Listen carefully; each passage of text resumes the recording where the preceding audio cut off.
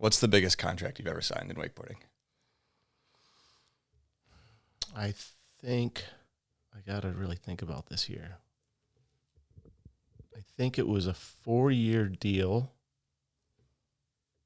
with O'Brien. On today's episode of the Grab Matters podcast, we welcome on a very special guest, Darin Shapiro. If you don't know who Darin Shapiro is or was, then you should probably check out how big the rock you've been living under is. Darin Shapiro is the winningest wakeboarder ever to do the sport. We get into how he got started wakeboarding on the cable, actually, and then how he shifted to the boat and the whole trick skiing background, skiboarding background, his first pro contest in Hawaii in 1991, and how it just eventually snowballed from there. We also dive into his O'Brien contract from the late 90s and what exactly the dollar signs look like on that one. We also talk about his, retirement in 2004 when he kind of walked away from the sport after being in it for so long, and then eventually coming back and the decisions of, why he left and why he decided to come back and how wakeboarding has evolved and changed over the years. We also talk mindset and mentality when it comes to both competitive wakeboarding and kind of going about a career in this sport, and then also now he shifted into Jiu Jitsu and how he approaches everyday life when it comes to running a business. If you guys are interested in supporting the podcast, joining the Patreon is the best way to do so. Thank you to all the Patreon members. Your guys' support really is what helps keep this podcast going. So thank you so much. Without further ado, let's get into this episode of the Grab Matters podcast. I approve waterboarding. They're talking about wakeboarding. The thing about wakeboarding, every trick is an invert. Backside. Air raley. A new dimension. All right, we're back. Another episode of the Grab Matters podcast. Today we welcome on a very special guest, Darin Shapiro. Darin, how's it going? Yeah, going awesome, man. Well, actually, this morning was kind of a rough patch. I can't lie to you. But Hunter, I'm stoked to be here, and thank you so much for inviting me on the show. Yeah, thanks for coming on. You ran into a bit of traffic, but we're here now. We're ready to get fired into this podcast. I got a first couple quick questions. They're usually pretty easy. Wake pants, yes or no? Heck no. Is that a real question? That's a real question. No, man. That's not a good idea. Don't run that. Okay. Favorite grab? Oh, just a good method, pretty much. Always been a lover of that, yes. Can't go wrong with a method. That's a good answer. And third one, how long would I need to train in Jiu Jitsu to be able to take down Rusty Malinowski? For the record, I have zero training right now. Seriously? A month. Really? Uh-huh. Okay. It could be 2 weeks if he's really not paying attention. Catch him slipping one day. Well, some good training from Darin. There's so many tricks. There's so many ways to make somebody think you're going to do something and you do something completely different. So, I mean, even if you let's say you trained every day for a week, you'd have like a 50% chance. The art of misdirection is huge. Oh, okay. I love the manipulation aspect of it. Yes. Okay, interesting. Rusty, watch out. Just saying. Fourth question. This is the easiest one. What's the biggest contract you've ever signed in wakeboarding?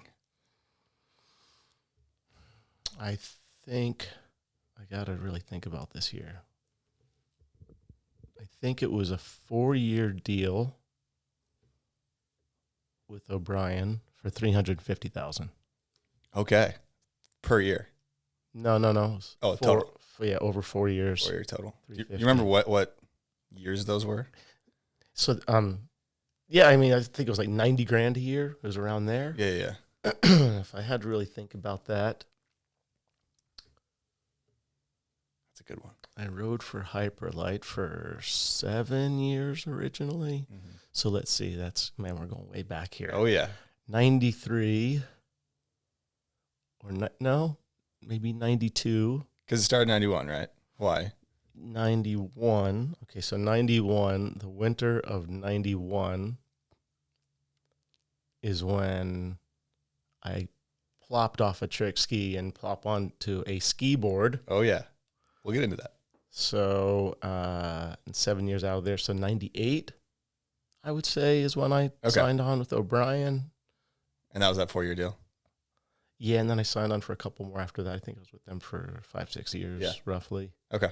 Mm-hmm. Interesting. Yeah, I was curious on that one because I'd heard that, the O'Brien contract. I feel like there was some lore around it at that time, obviously, because it's a big deal. Well, there was also royalties on top of that. What were those looking like? I don't remember. I think it was like $9 a board or something. $9 a board, okay. I think they wanted to give me 7. I said I wanted 10. I think I got 9 out of it, I think. There you go. Meet them more than halfway. That's good. Yeah, well, I mean, you got to realize at the time, if you were pulling $3,000 a month from a wakeboard company, like felt pretty good about it. So, to bring them up to, I think, 8 or 8,500 a month, that was pretty spectacular. And you're slinging some units, some volume and board back then. Yeah. They were, I never had like really massive selling boards, but it was, and definitely helped the contract quite a bit. I mean, it was a definite benefit. Yeah. Okay, so you alluded to it earlier, but let's get into just how you got into water sports, because I think, I've done a little bit of research, and your journey is definitely interesting because you got started on the cable, right?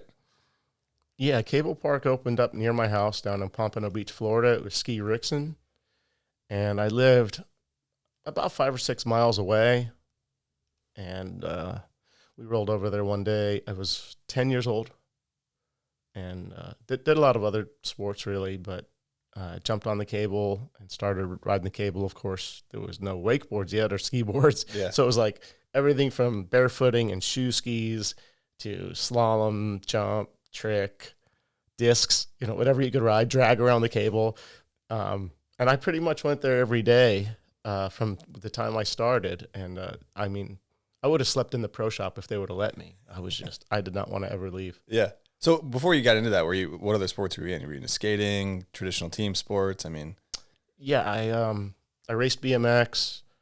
We skateboarded everywhere. We would always poach this one kid's half pipe.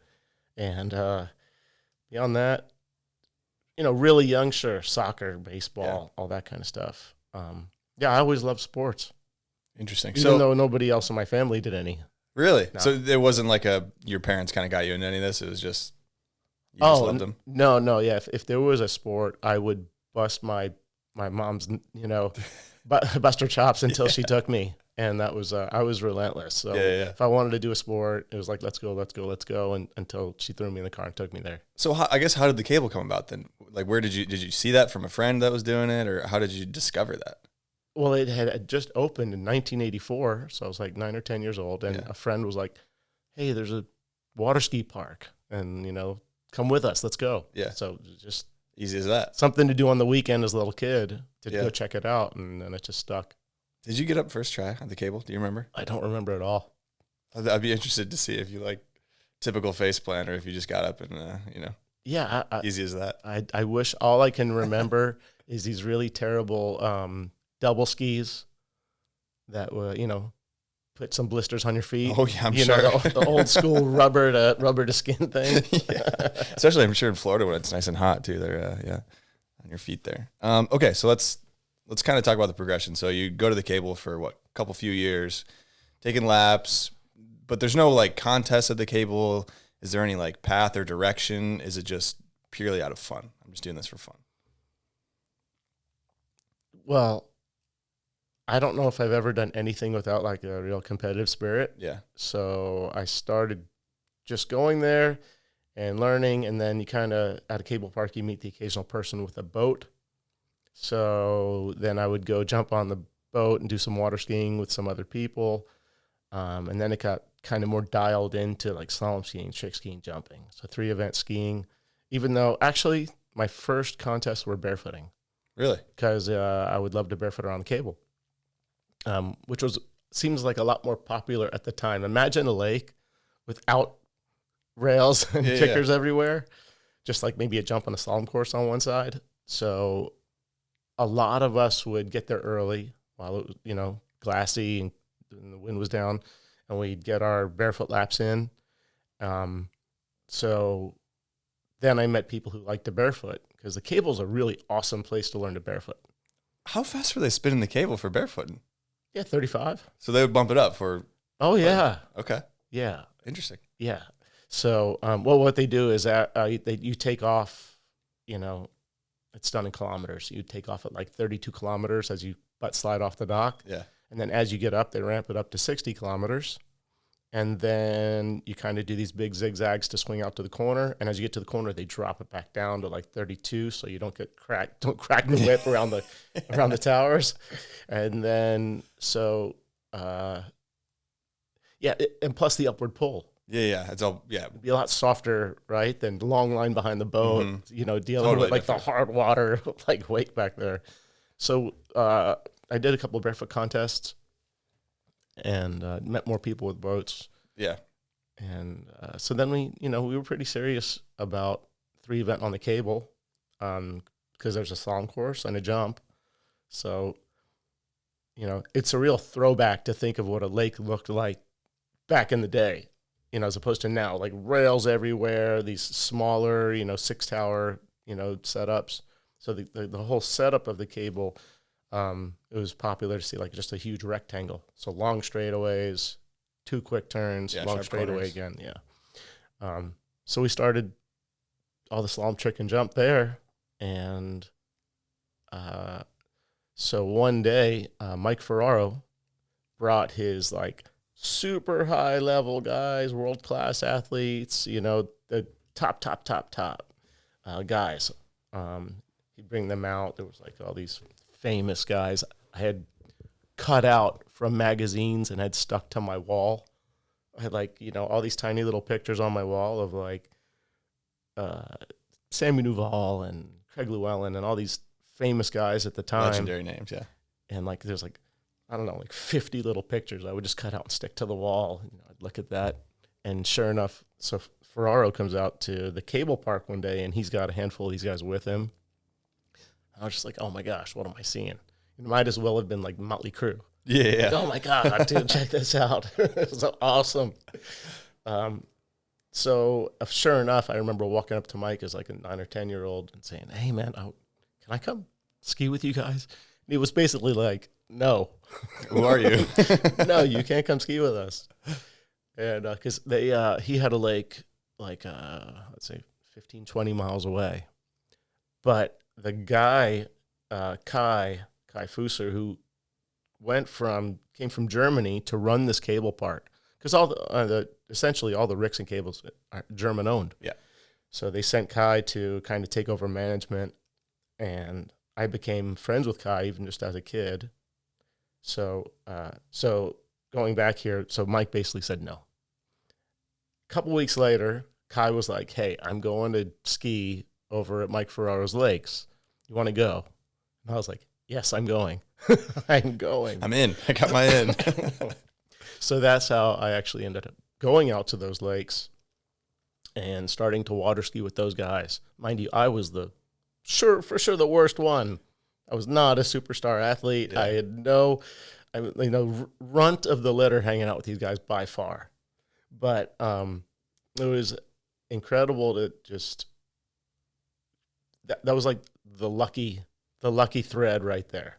Right? Without that, I was so close to getting into trouble with friends and like just, Didn't have a direction. no of structure, something. no direction. My parents were just like really a kind of just liberal way of raising kids, at the time. So I was just floating around like a typical kid, borderline bored. And so, like I said, that was kind of like the thread of me being in like the right environment at the right time with the right, coach. Yeah, the right people around you too. Mm-hmm. Okay, so that's how you get into, I guess, a path to where you can see the competition side of things, where it's 3-event is obviously very structured, where you have contests, competitions, tournaments, whatever you call them. So I guess we can kind of fast forward a little bit to this first contest in Hawaii, the Skiboard contest. How does this happen? Because Hawaii is a long way away from Florida, and you hadn't competed in any skiboard, wakeboard type contests before, right? Yeah, this is actually a good story here. Excuse me. So, let's see. Here it is, 1991, and I'm water skiing pretty seriously now, kind of in the group, part of the group now. Still the runt of the litter by far, but part of the group. And just to back up a little step from here is I started riding a trick ski in a different way than anybody ever had before. I would here I am, I don't know, 13, even as a 13-year-old, is doing a lot of different flips on a trick ski, which was really uncommon at the time. Now they do a million flips, right? So I started doing all these flips on a trick ski, and then it kind of got bored to me. It wasn't like explosive enough. So I would whip out way to the side of the boat, and Ferraro would egg me on to see how big I could do a back roll. So I'm like, this isn't the way you did it. It's like you do like a little one wake flip on a trick ski. Basically, you do it as small as you can on a trick ski. You do it as small as you can. And fast as you can, so you can get another one in. Yeah, but I didn't think there was anything that cool about that. You're right. So I'd whip out to the side of the boat, and I would take the biggest rip I could. And it was a weird thing because most people, like, it's not so much of a spectator sport. So whenever I would, where I trained with Mike Ferraro, there was always people from different countries. Sometimes there'd be like a ski school, right? 10, 15 people hanging out on the dock waiting to go. And when I would ride or ski, all these people would pile into the boat. They'd be like, oh, we want to see that huge flip you do or whatever. So it was really exciting. So then in my mind, I was like, I want to do all these things as big as I can do. And at the same time on the cable, we were doing layouts around the corner. We'd whip on our trick ski and like fly like a Superman. We called it a layout. And I feel like I'm getting off track just a tad here. No, you're good. So Chet Raley came out to the cable and watched me fly around the corner on my trick ski. And he was like, dude, you got to do that behind the boat on your wakeboard. And I was like, that is the stupidest thing I've ever heard. I'm going to kill myself because the rope's tied down like 2 feet off the base of the boat.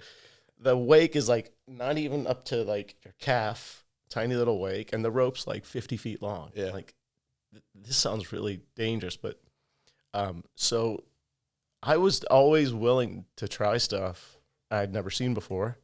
And sure enough, I did it behind the boat, and, with my little skiboard with foot straps. And then, there you go. You got your raley. Okay, so I mean, the raley, I guess you kind of just explained it, but I got a Patreon question asking about the raley, and it's, how did you even conceive that it was possible behind the boat? I mean, I guess you kind of ran through the story there, but was the trial and error behind the boat significantly different than on the cable? Or was it one of the, did you kind of pick it up pretty quickly when you got it figured out? Well, doing it on the cable, we did these things called zingers.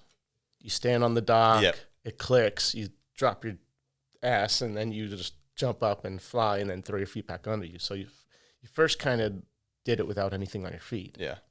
And then that's kind of how like a modified dock start became. Especially on a trick ski, you'd step 1 foot on the dock, you'd throw your foot behind you, and then you'd kind of Load it up. And you'd be all, forward, and then you'd swing your feet underneath you. So all it takes from there's confidence. It's a confidence move. It's not very technical. It is 100% confident. Like all confidence. So I actually just went behind the boat and bam, did my first one. First try, landed it. Right out. Yeah. Right off the Athlete right get-go. there. So I just kind of put it together and just rocked it. And it was like the moment that there was a separation between a trick ski and a skiboard at the time. Yeah. Because everything else, you do that in a trick ski, so you did it bigger. Well, now here's the thing that nobody's done on anything. And so, boom, a wakeboard trick. So that was kind of, everybody wanted to see that trick. I mean, you couldn't do enough of them. My lower back will tell you all about it. Right? So that just over. So that became, such a moment in time, that here's like a new thing. A new chapter begins of. That's right. And that's how I got on the tour. Like I ran up and down the lake and I did one exhibition in Orlando during a water ski tour event. And this is before you went to that skiboard competition in Hawaii? Or is it following after that? No, I wasn't doing rallies yet. Okay. So this is right after that. Got the rally, and then boom, it became part of the Pro Tour. Yeah. That one exhibition. But let me bring it back to Hawaii here. And that is, I was doing all these flips on a trick ski. Herb O'Brien decides to send down this prototype of a skiboard. So unlike the Scurfer, it was compression molded like a water ski. So so a Scurfer and a kneeboard are roto molded. They're foam blown into plastic, right? I never rode that. Still to this day? Well, later on, yes. Okay. But at this point, I looked at that and I was like, It's a surfboard. It looks like a surfboard, not, right? I'm not feeling it, Yeah. right? So it's got these giant foot straps. I got little feet. I'm like, I'm gonna kill Just myself. sliding around all over the place. This is not the one for me. So Herb O'Brien sends this ski-board down, and I take it out for a quick spin. Right, I do my big back roll on it, a couple 360s, maybe a toe side back roll, and finally, a trick ski is small, so it's really hard to get any pop and float in the air. But on the ski-board, I was like, oh, now I'm getting some float. Now I feel like I'm flying a little bit better, and now my stance is wide, so I'm landing better. Yeah. And so grabbing became really fun all of a sudden. So I was doing some grabs. I was like, this is so cool. And so I rode it for about a week, and Eddie Roberts at the time would always film stuff, like film you riding a ski and show Herb, because Herb could watch a ski in the water and decide how to change the shape, whether it's the bevel of the edge, the rocker, just by watching a video. Herb will be like, okay, I got to make some changes. Different brain on that guy. Yeah, genius. No doubt about it. So Eddie took this quick video of me riding the ski board, and he goes back to Washington, Redmond. So a few days later, I don't remember how I found out, but I found out there is a ski board contest on the island of Kauai, and it's in just a few days. And I'm like, oh, man, imagine if, here I'm 17 now. Okay. And I remember walking over to my parents and being like, is there any way you guys could send me to Hawaii to go ride in this contest? They're like, what is it? I'm like, talking about Darin. Like it's skiboarding. They're like, what is that? You water ski? I'm like, yeah, I know. So I've been riding this. Apparently, I can do some stuff that nobody else can do on it.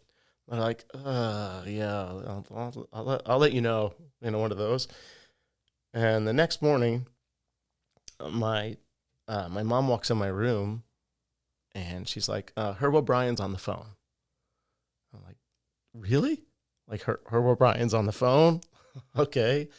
And she's like, he wants to buy you a ticket and send you to Kauai because he saw a video of you riding the board. And I had only been riding for a week. And wow. And I was like, can I go?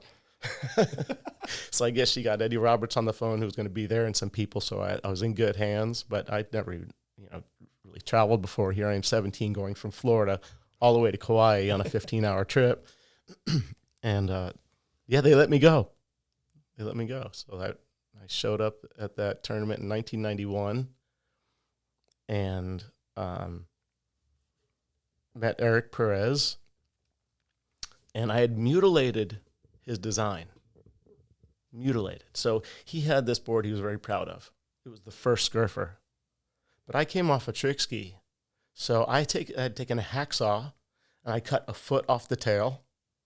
And I'd taken a hacksaw and cut the fin down to 2 inches deep instead of a giant surfboard fin. I got rid of the side fins. I moved the feet a little closer together so you weren't just standing on the tail, but more towards the center.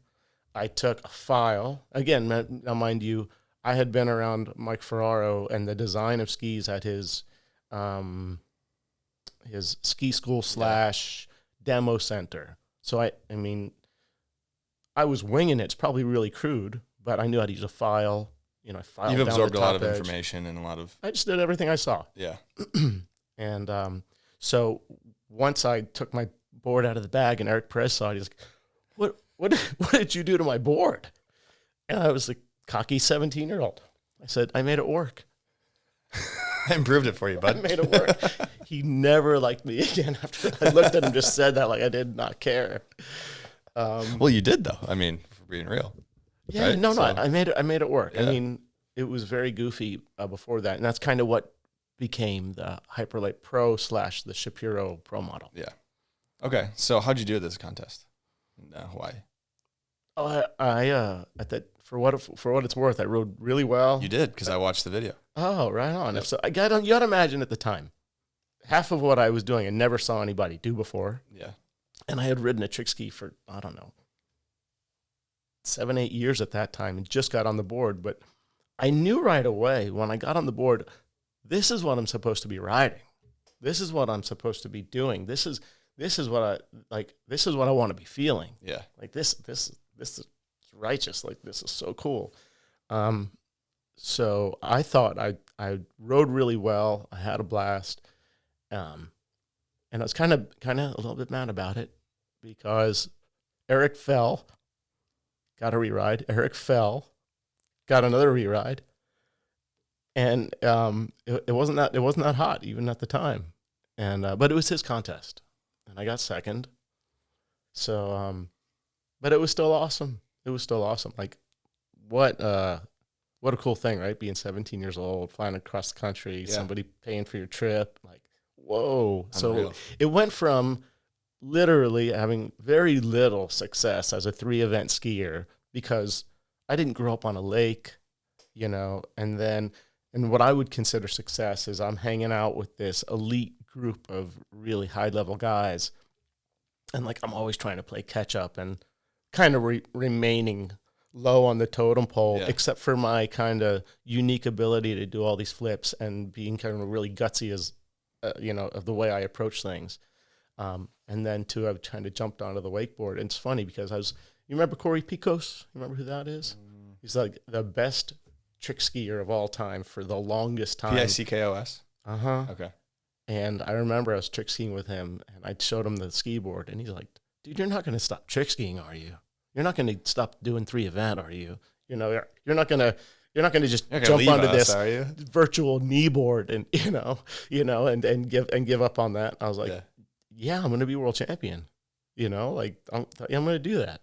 And so it was like a really neat turning point in my life, just from being like underdog to like, oh, like this is my thing, and Yeah. I'm good at it, and it feels like this is the fun I want to have when I get on the water, right? Yeah. It's kind of like it unlocks where it's like, okay, this all makes sense now. Mm-hmm. Okay. So we're talking, I mean, when does, I guess, the first sponsor come in? Because Herb flies you out, obviously, like things are probably in the works there in the next months, years. So like, how does that progress to, okay, I'm 17, 18. Okay, now I'm making a living at this. I have some sponsors. How's that progress? Yeah, it just all happened. It just all happened. Like, I always negotiated my own contracts, even when I was younger. And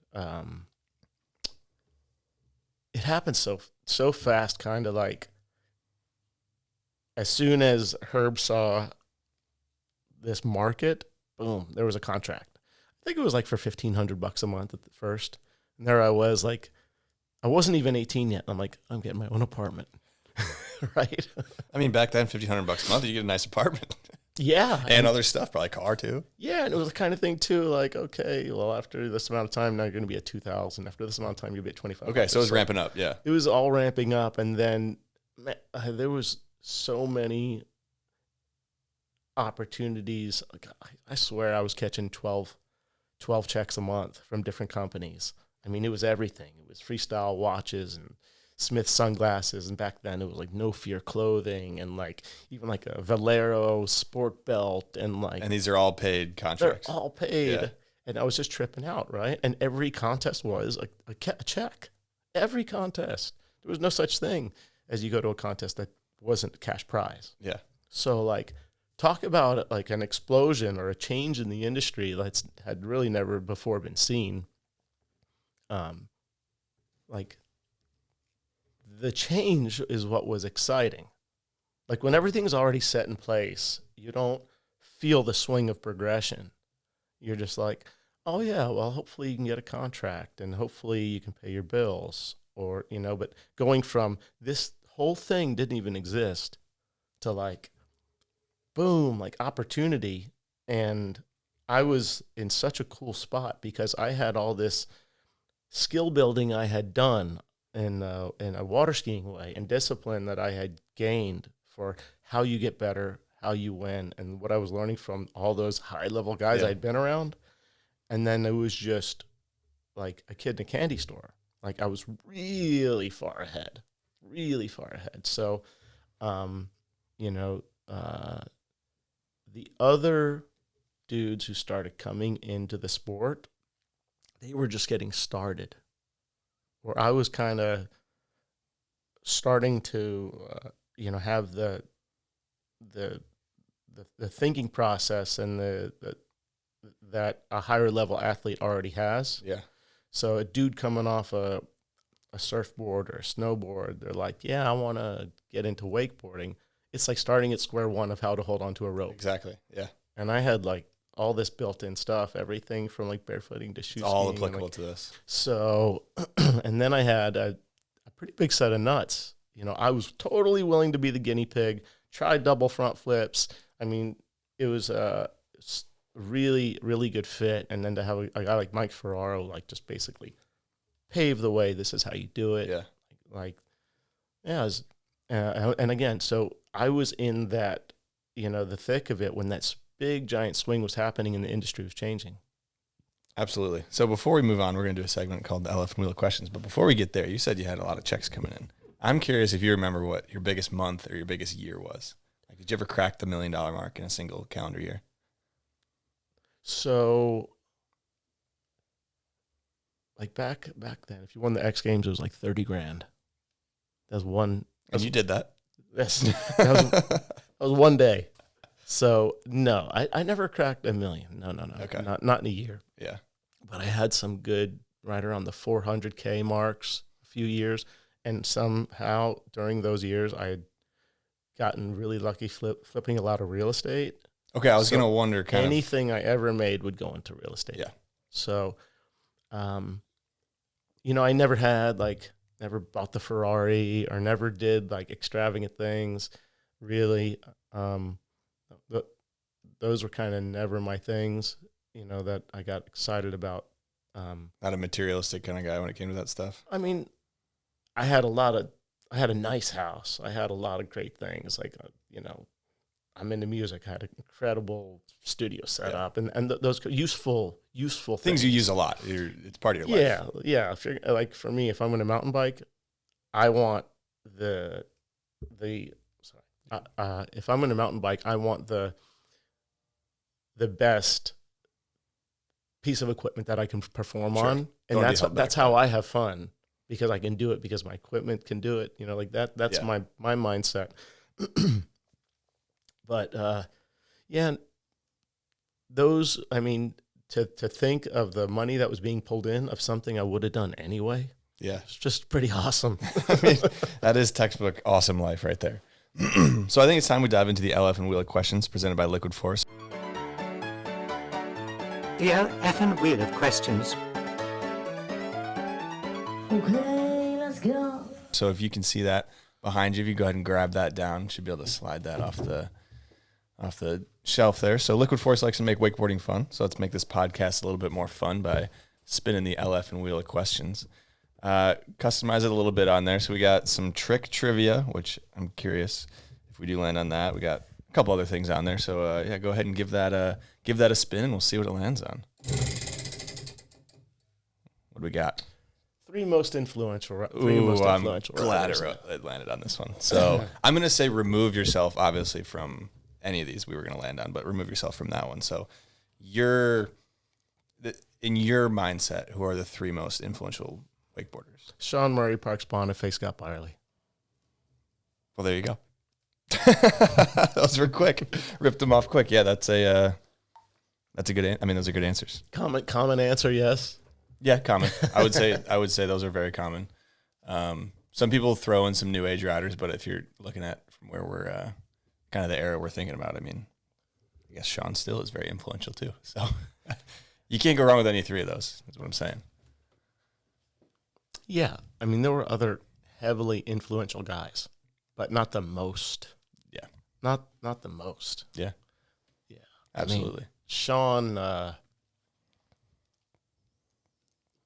the difference of those three people too. Oh, yeah. Completely different vibes, and and different perspectives and different approaches. Different styles to riding. Yeah, 100%. Yeah, those are good. Let's do the trick trivia because I want to do this anyway. So we got Crow Mob trivia and Moby Dick trivia. We're just gonna work our way down. So who did the first Crow Mob? I'm gonna have to go with Bill McCaffrey. He was the whirly. Parks was the Crow Mob. Yeah. Who did the first Crow 5?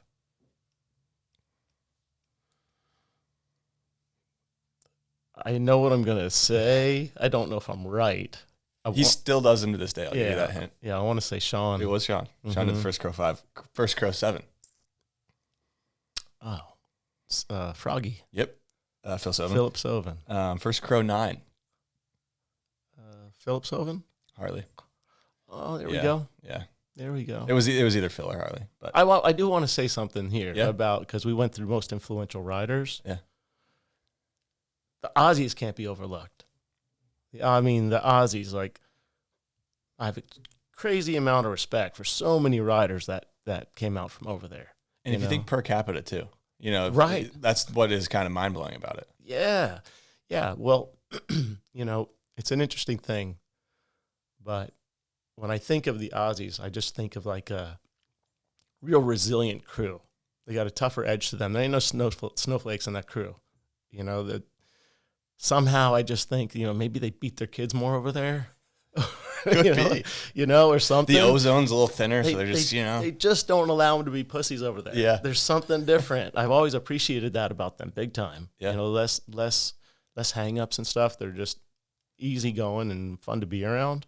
But their level of riding's badass. It really is. Yeah. And I mean, yeah, you can go down a list of Aussies that is just incredible up until at the point we're at right now. I mean, Corey, we got full on. So, which is crazy. All right. We got Moby Dick trivia. First one to do a Moby Dick. I'll be surprised if you get this. It wasn't Brandon, was it? It was not.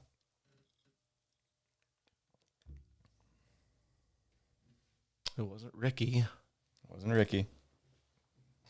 First name Keith. Really? Keith Kipp. Yeah.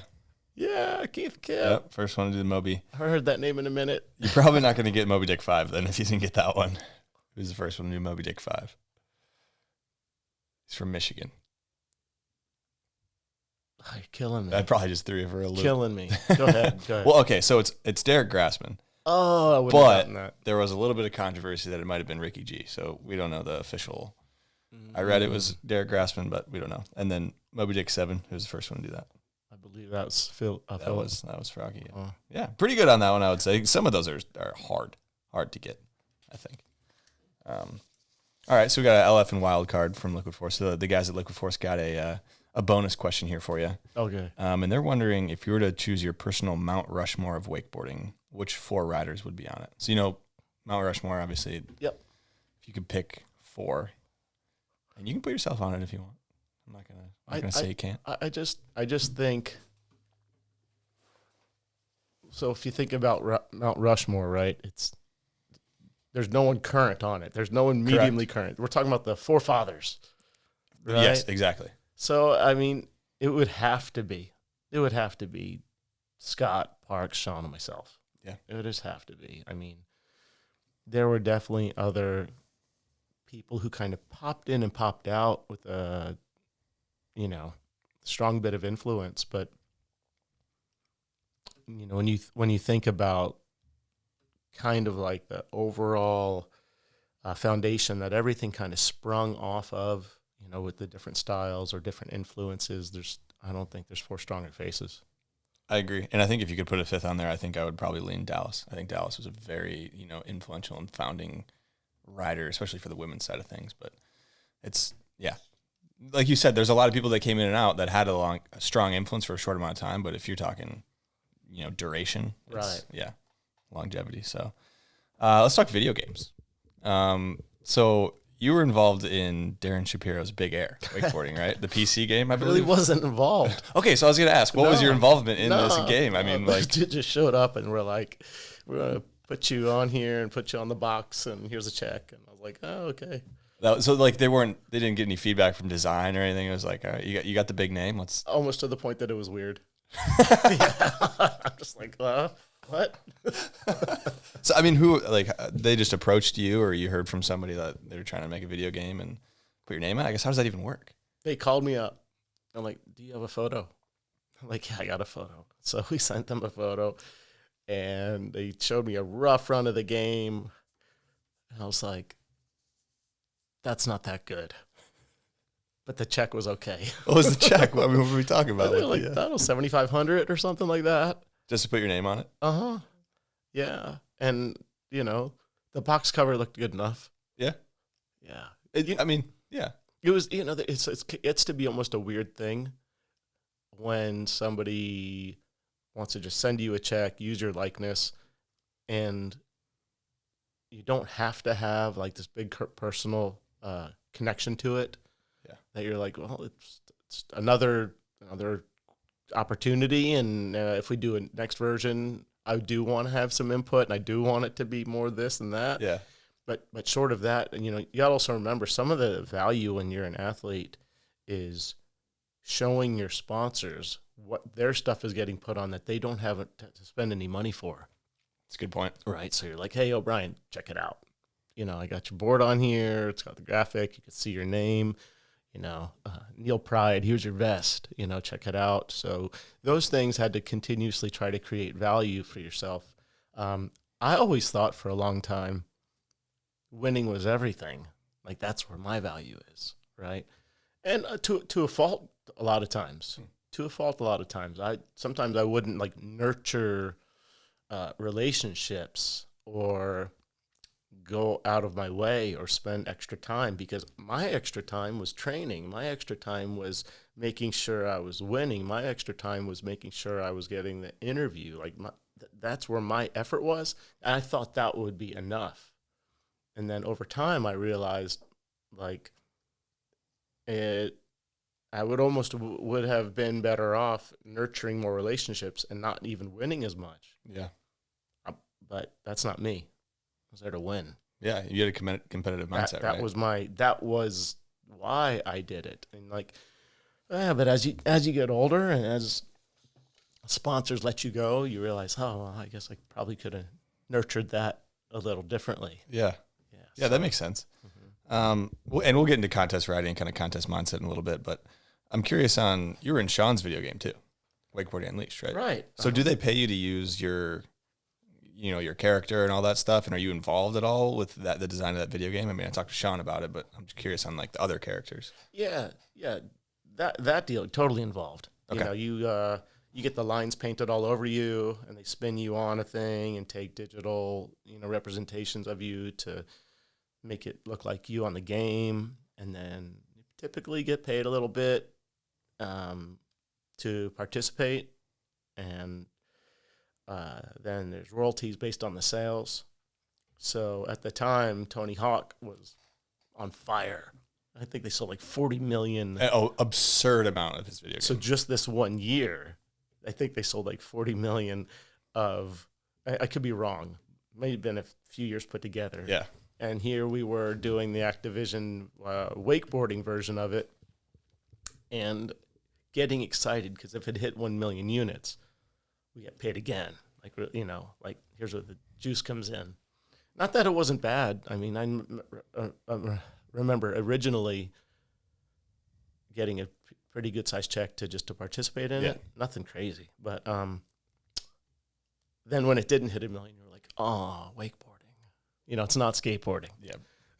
Well, I did talk to Sean about it, and he said there were a couple of reasons. It was I don't remember exactly, but it's like it was supposed to go into Walmart's, but they did a test run at GameStop or some game store, and it didn't go super well, so they never ended up going into the bigger stores. There was some reason for another reason, I guess, why I didn't hit that second bump, because he mentioned that as well, and I was curious the involvement of all the other riders, because there was 6, 7, 8 riders in that, so kind of cool to just the process, I guess, of designing a video game and being involved had to be kind of wild, I would imagine. Just them having produced one gives, the sport a cool amount of credibility, or the athletes some credibility. Both, yeah. Yeah. Like I don't know, as far as for me, just the fact that I, watched my little kid growing up play me on the video game, that was good enough for me. Not a lot of people can say that.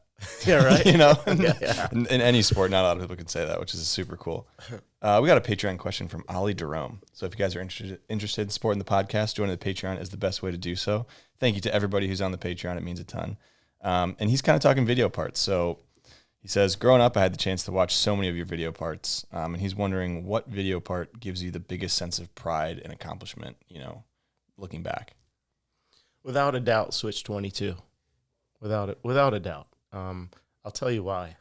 And by the way, I think Ollie Jerome is the man. He's so sick. One of my all-time favorite video sections. All time. Which one? I don't remember the name. Quiet, please. I guess we could rack through all of them. But anyways. But when I watched his video section, I was like, okay, that's the next thing there. Yeah.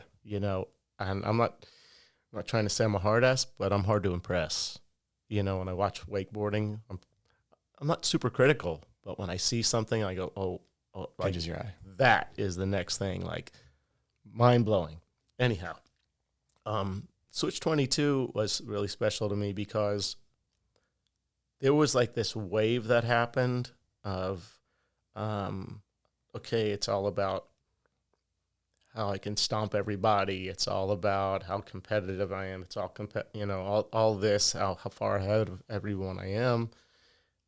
And then when you travel for 35 weeks a year, the progression, and you get older, and then you get, into winning contests. The creative part can kind of fade away of your riding. And I was even a lot of times, criticized for doing the same run over. Yeah, but I won. That was my goal. My goal wasn't to do a special new creative run or take any chances when I would compete. I'd be creative and take chances when I would film. Do time and place. Yeah. Yeah, and all these, and for sure I was criticized about being just like too Mr. Consistent. You did that run again. Yeah. But I want to win. I watched everyone else ride, and now I'm deciding this is what's going to win. Yeah. Right? It's very calculated. It's not that I'm, I don't know. I just wanted to make sure I went home on Monday with the check. The check's going to clear in the bank on Monday. Got the interview for the sponsors. So that's my job, right? So there's a lot of difference sometimes between creativity and job. So when Ron Seidenglans came down to shoot for Switch 22, I decided to really work hard on a video part and try to make my riding look different than what everybody would always see in the contests. And everyone had kind of got to the point where everybody could do the same tricks. So for me to be kind of, I don't remember how old I was at that time, but I felt like a weathered veteran. I know that. And so I prided myself on that because I progressed. I made a significant progression, and it came through in the video part. And you got to realize I was on tour for, 16, 17, 18 years. So my greatest sense of pride is, even though maybe, if you were really critical of me, you wouldn't say it was that huge of a progression. It was that I did constantly progress. And like I said, I think that Switch 22 video section was a good representation of that. Yeah, it's cool that you had that one to pull out ready to go. Because, you've had a lot of video parts. The most recent one I watched was, in 12 Honkies, kind of the opening part there. And, yeah, there's a lot of footage, I guess, of you out there. So it's cool that there's one that kind of sticks out in your head of, this is not a turning point, but it like kind of put a mark on it. Like, yeah, I was progressing here, and I was showing it off, I guess. Talking tricks, there's a lot to talk about because you've invented a lot. But I'm curious on what you think is the most iconic trick on a wakeboard. So there's two different ways to look at this. One is from a spectator if you're a spectator, and then one to do. Let's do both, because are they different answers? Oh yeah. I would assume. Okay, so let's do both then. So I think one of the best feelings I've ever had doing a trick, not contest related, because a contest related trick is, holy shit, I only make this like once in a while, but I'm going to do it today. Yeah. Or I've never tried this. I've done tricks in contests I've never tried in that scenario and stuck it. So like that is an amazing feeling. Right? Because when you dive into the unknown and stick something like, I don't know how I did that, it's like magic. Yeah. Right? I think from a spectator standpoint, somebody watching from the outside, people are going to really cringe when I say this, but a really big, beautiful raley is unique to this. And I would like to say like a big, beautiful method. But you do method on a snowboard. And it looks better on a skateboard. Yeah. It looks better. Yeah. It looks better on a skateboard and snowboard. It does. But,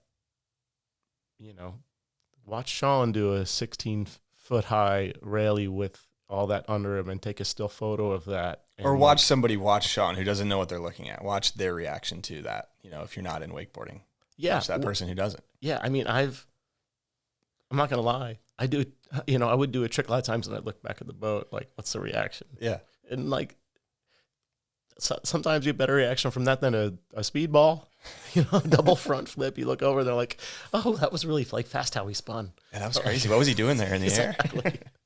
So yeah, I know people are going to cringe when they hear that, but. Well, I mean, yes, I kind of understand, because it's not, as a wakeboarder, you're not thinking like that is, it doesn't really check a lot of boxes for wakeboarders. Right. But there's two things that we can do on a wakeboard that you can't do in other sports, and that's rewinds and, raley type tricks where you're stretched out and then you can come back. So for iconic tricks to see, you can make a really good argument for those raley tricks. The simplicity of it. Yeah. The simplicity of it. It doesn't have to be fancy to be badass. It doesn't have to be fancy for people to appreciate it. Yeah. And you can actually have time to think about it and watch it go down. Like, oh, wow, there's, flying is fun. Right? Objectively true. So to do, though, as a wakeboarder, to do, what do you think is kind of the most iconic trick? Well, iconic. Okay. Iconic. I mean, I think a lot of people would put tantrum to blind in this category. That's a nice trick. Who invented that one? I did. Yeah, that was you. I did. That is a really tough one. Yeah. Because when I think about watching people ride, it's iconic of how it's done at the moment. Sure. Right? Like a moment in time, like Trump getting a bullet in his ear. True that. Right? You're not going to forget that. It's very true. It's very true. You're not going to forget that. And that's how some images are in my mind. Yeah. Like Randy Harris doing a giant method off the double up. Like I can see it right now. Yeah. I can see Sean mid Crow 5. I can see Parks doing his OHH. Like I could see, Byerly doing his Pete. Yeah. So those are all like moments that are iconic to me. But one doesn't really stick out. Okay, that's fair. I mean, it doesn't have to. It doesn't have to. So you talked about speedball. We got to talk about the speedball. Double front flip. How many people have done the speedball? I don't know any. Well, one. Oh yeah. Yeah, you have. I don't know any others. But I mean, so first off, where'd the name come from? Speedball. Where are we getting speedball from? Double front flip. Yeah, I don't know. There's a lot of speed involved, I tell you that. And you're tucked into a ball. Yeah, there you go. Right. And interesting how that kind of came about, and that was back to my Mike Ferraro days. Even as a 13-year-old, I was trying them directly behind the boat. This is before the double up, right? Low rope, put on 2 vests in case I need myself in the face, which I expected to do, which I didn't. Like I really expected that, and I would try them. I would try them on my trick ski, and Ferraro would just be laughing because he'd egg me on. And I would try harder because he was laughing. I'm like, no, I'm going to do this. I'm really going to do this. And I would do like 1 1/4, 1 1/2, 1 3/4, but never really got around. I mean, the wake was up to your shin. Yeah. So you got to imagine. And then later, it was first done with the rope tied down low. This is before the Skylon. So the rope was tied down low, but we did have double ups. In fact, it was so early on, I wasn't even wearing a vest. And I don't know. It was one of those moves I was made to do. Yeah. I mean, that's a good way to put it. It was not challenging. It wasn't difficult. It wasn't for you, scary. It wasn't. The only thing scary is a triple front. Now that. Okay, let's talk about triple then. Makes me pee in my pants a little bit thinking about it. How many times have you tried, or did you try? I think half a dozen. Oh, so not that many? No. Okay. No, it's scary. Scary, like I'm really going to get hurt. It's just one more flip, Darin. I mean, come on. So front flips inherently have a lot of like forward force at the landing, right? Because you can't slow down and open up very well because you can't see it. Yeah. Front roll, like there's blind spots. Over time, like I kind of learned to look over my shoulder. I kind of learned to look over my shoulder and spot here and here. It's like you start to slow it down and see more, just like any new flip. First it's like, whoa, it's a blur. I can't believe I landed. But the double front was never sketchy, but the triple front, you're spinning so fast you can't see anything. Yeah. Right? There's no spots. Even on a 1080, spot. You could see these kind of pictures. But when we get into the triple, you would have to go as high and as hard as you could. I wouldn't do it to my body. I know I can make it. I wouldn't do it to my body. So if you took young Darin today on these wakes, you could do it. I would say 90%. Eventually you could put it down. Yeah, I think I could pull one out. Yeah. It's not the easiest way to do a double or a triple, that's for sure. But sometimes you got to do what you're made for. You don't want to peel too far away just because, somebody else does it that way. You don't have to always do the easiest way. You have to do what sometimes fits you the best. It's funny. I spent time trying like double half cab rolls and didn't do well at that. But there's a whole bunch of other stuff I wish I'd have spent time on, like Indy double back roll. Like for sure, like where was my head on that one? It's like people are doing them just like, I'll cruise into the wake with one hand on the rope and just throw this thing. Like what was I missing at that point? Right? Yeah, and I guess that's a good point, right? Because Thomas landed the triple back roll. Yeah. His double back rolls are so perfect, dialed. So easy. Yeah, so it's like, you All should these do the guys. triple of that one. But like then you think about Steele when he was trying his triple, his was either double half cab or double roll to revert. I don't remember. But that's the trick he had, very dialed, where you're like, okay, I do doubles, no problem in my sleep. This is the one I take to triple. So it's interesting that there are not many people have tried and landed triples on the boat. I mean, only one person's landed them, but like not many people have truly tried triples. I can think of the three, you, Thomas, and Steele. I don't know if there's any others that Not that come to mind. today that came to mind. So it's just interesting. There are also 3 different triples that were tried, right? So you do the one that fits you, which is, I think, very fascinating. We got a Patreon question from Brandon Judd. He's wondering if you have a total count of how many tricks you invented. I don't have the number. I was wondering if you had a guess or maybe We were going to do a Hyperlight ad back in 1997, I think. And it was going to have them listed. And I believe there was 46. And then, of course, I actually added a couple more.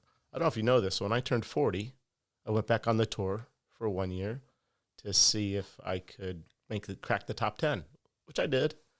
And during that time, I actually did a couple more tricks nobody had ever done. There was the Flatline 7, there was also the Flatline 5.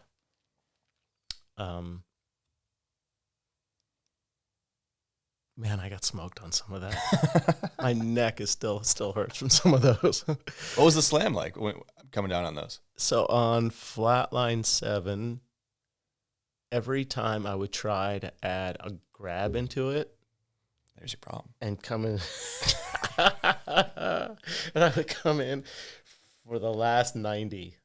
I would just like stop. Yep. And I would get, so what's that? 720 minus 90. 630. I'd get 630'd That's a great, yeah. from really high up on the second wake sometimes, and just pow, right? Ugh. Yeah. So, I do believe between 45 and 50.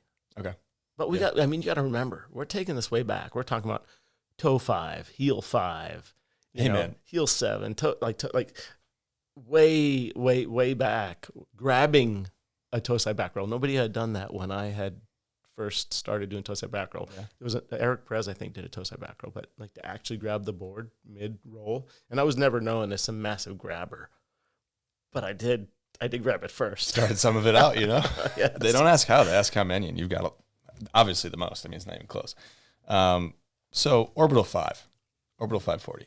Is it true that there was a $10,000 bounty on somebody else to do that? No, That's false. That's fake news. I never heard that one. I heard that. A little birdie in my ear was saying that, but I was just wondering if that 10K bounty was still active. I do remember someone saying something. I mean, I don't think it was It was real. kind of like a joke I said. think somebody was throwing that out there. It might have been someone from Malibu Boats. I don't remember. I'd how love that to hear went down. the story behind that, though, if that was tossed out there. Yeah, no, I don't remember how that went down. Did anyone ever beat you to landing a never been done trick before? As in you had something in mind? No, but I've had a lot of conversation wars about like, so-and-so did this. I'm like, yeah, I had already done that. Yeah. I'll give you a couple examples. There's he'll probably, if he hears this, he would come through the door right now and fight with me about Barge this. in. So Scott Harwood on the Batwing. That's one. Okay. Scott Harwood on the Batwing. He claims that was his. I'm saying, I saw you go off axis a little bit on your toe side. I guess you can grab an Indy, you grab a Tindy or whatever. Yeah. And I was like, I'm going to throw that up there, right? Throw it way up there. Now, he may have said, that's a, let's call that the Batwing. Because there was like a season we rode together early on. So I don't remember if he just came up with the name, but he will argue that it's his move. That's okay. Okay. Because there's a similar argument with one winter. I did what I called the X-Mob, and which ended up being called the Pete Rose from Scott. But I had done it months before. Well, X-Mob switch, right? Yeah, but it's essentially the same move, right? Yeah, it is. So, so there's interesting conversations like that because you didn't just video it with your phone. Yeah. Like, boom, check it out, post. It was like, shows up in the magazine 8 weeks later, if you're lucky, or in a video section 3 months later, or so there was no like Hard real dates. That's right. Yeah. That's right. Yeah. Interesting. So you did the switch Pete before Barley did the Pete? Is that what I'm hearing? That's my argument. Yes. Interesting. Okay. Yeah, for sure. In fact, For sure. yeah, because I did it at the end of the summer, and he had a video section come out in the fall, and they were like, "Dude, that's that Pete Rose, holy!" And I was like, "Yeah, that's the X-Mob that I did that one earlier." And He's just doing it regular. yeah, Okay. yeah. That's very interesting that a switch mode was done. I mean, just fascinating. There wasn't a lot of tricks that I adopted from somebody else. There was a few, like Mike Weddington, I guess you call it it was like the Tootsie Roll, but I did more of over the top version, which is the front flip version of that, which Weddington did. Okay. My brain's thinking back. Toe side front flip to backside I 180. think he had one of those in 12 honkies. It was, or maybe it wasn't 12 honkies, but I was watching some video parts, and that's where I was like, that's Tootsie, but not. You know what I mean? Yeah, it's more toe side front. Yeah. And then I borrowed Shannon's S-bend, so I got into the whole S-bend thing. Yeah, I think it was interesting because I spent the first few years with really no influences, and then I was being helped progress by other people's influences and variations, right? That's when it got so much fun. And that's why Scott was so great, right? His variations were very unique. Always. It looked different. And Of course, he's like, tall and skinny. I'm short and stocky. Couldn't pick two opposite, body style of riders. Absolutely, absolutely. Do you still follow wakeboarding to this day? I mean, are you kind of tapped in a little bit at least? Kind of Only through social media. Okay. I do watch when somebody's doing something slick, or I do like to watch hard crashes. Those are always always fun. good. Those always play. Exciting. I just, hopefully nobody's getting hurt, but when they look good, it's pretty fun to watch. And I will occasionally catch, some really high level riders, be like, oh, let me watch their pass from this event. Yeah. But I don't even know all their names, but man, is there some talent out there? There's some unreal stuff. I think so good. If you're looking to watch some wakeboarding, watch some of the La Familia edits. I don't know if it's a group of riders here in Orlando, and it's got just insane stuff. But I asked that because I was wondering if you had any idea or had any thoughts on what the next never been done trick before on the boat could be or would be. Well, you got 6 foot double ups now, so. Are you saying quad? We look at the quad? No, I mean sky's the limit. It really is. Sky's the limit. I just hate to think about people getting hurt. We don't it's have to inherent. think about that. Yeah. It's inherent. It's inherent. It is. But hopefully you don't get hurt. But these guys going for it, man. So cool. Thomas with the triple and whoever's kind of pushing it and like making it their own. That's what I'd love to see. Yeah, and like you said, the landing ramp isn't getting any bigger really when you're coming off those double ups. I mean, if you touch it perfectly, it is, but there's a lot of. If you kiss the transition just right, like, see, that's again, like, that's when it could feel kind of like magic. Yeah. Like, I didn't even feel the landing. And I went so high up there. Everything else is just like, pow. Yeah. I've had landings where I have a shock that goes from my feet out the top of my head. It's impressive. Wow, like an electric shock. Yeah. That hard. We got another Patreon question from Ryan Shimabukuro, and he's wondering what's the difference between an iron cross and the wrecking ball. By definition, he says they're the same trick. He's probably right. I will say he's probably more knowledgeable about wakeboarding tricks than I am. Definitely me, that's for sure. Yeah, the guy knows his stuff. He does. And he's a technical, coach kind of guy. So he probably has analyzed it very closely. However, because of the rope being wrapped, the body position and way the rotation happens essentially earlier on the iron cross throws it into a little different trajectory. And I've never done a Moby Dick. Every time I went to try one, I was like, this is just weird for me. Really, never been done. No, just that iron cross. And I only did it for probably 3 or 4 months, and then it started going really wonky. And like most of the time you get hurt because of your lack of awareness midway through the move.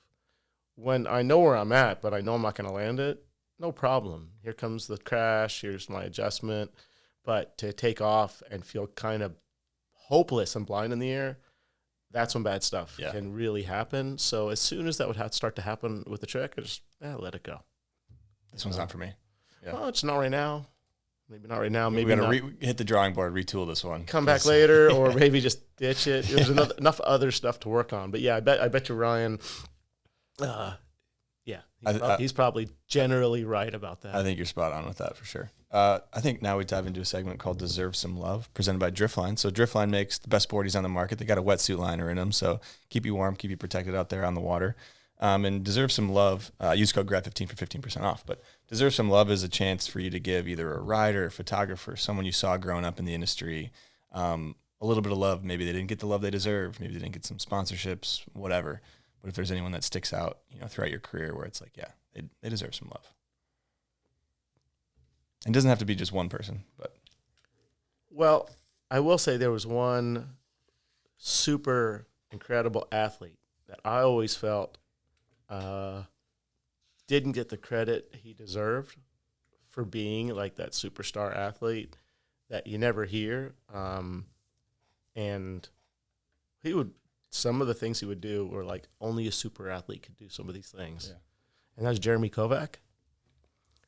So he was underrated, underloved, I think, because he just got demolished by all these new crew guys who were just doing nothing but talking shit. And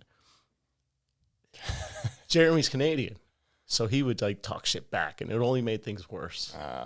You know, like, but his athleticism, wow. Like, the dude would do mobs like nobody. You know, he would do certain moves like nobody. Not them incredibly stylish, but I wish he would have stayed around. He would have, if you take a super athlete and you say, well, this is how you can incorporate some style into it, or you just kind of, that's how you progress. That's how he would have progressed, I'm sure. Yeah. Because if that's the way it, it could be done, that's going to be better. That's what he was capable, is what you're saying. 100%. And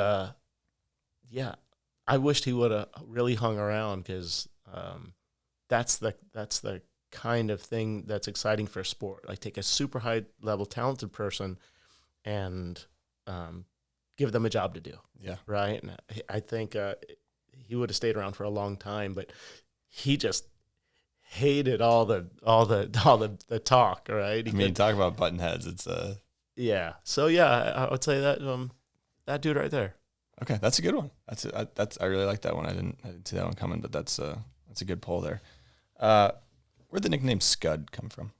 It came from during the war in the Middle East. They had Scud missiles, and apparently there was some French guy sitting on a dock over at Mike Ferraro's, and again, this is like 91, 92, right? And I did a big rally, and when I came in, he goes, "Oh, you look like a Scud missile," and like, great. So hey, there could be worse nicknames. The Scud. There could be worse ones. That's not a terrible one. Well, it didn't stick that well, luckily. Well, there were some articles with Scud on the thing that I was researching, but yeah. I didn't write that. So that's where that came from. Very true. Okay, I was curious on the origin of that. So let's talk contests. So obviously you're the most winning male wakeboarder, right? Out of everyone. So you've had over 70 Pro Tour victories. I'm not sure the exact number. I'd try to do a loose count. And I'm curious, after competing all these years, what contest format do you think suited wakeboarding the best? So not your riding style, but wakeboarding the best. I think just kind of the pretty to allow wake riding to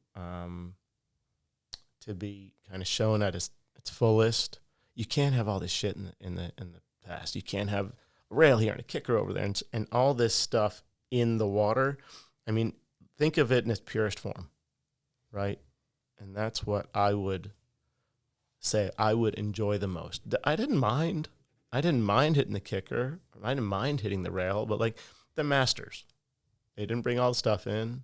You just went up and down the lake, and you expressed yourself as a wakeboarder. So in its purest form, there's nothing in the water but the boat and the wake. I think if you're gonna distill it down into, do you want to see the best wakeboarding behind the boat? You got to ditch all that stuff.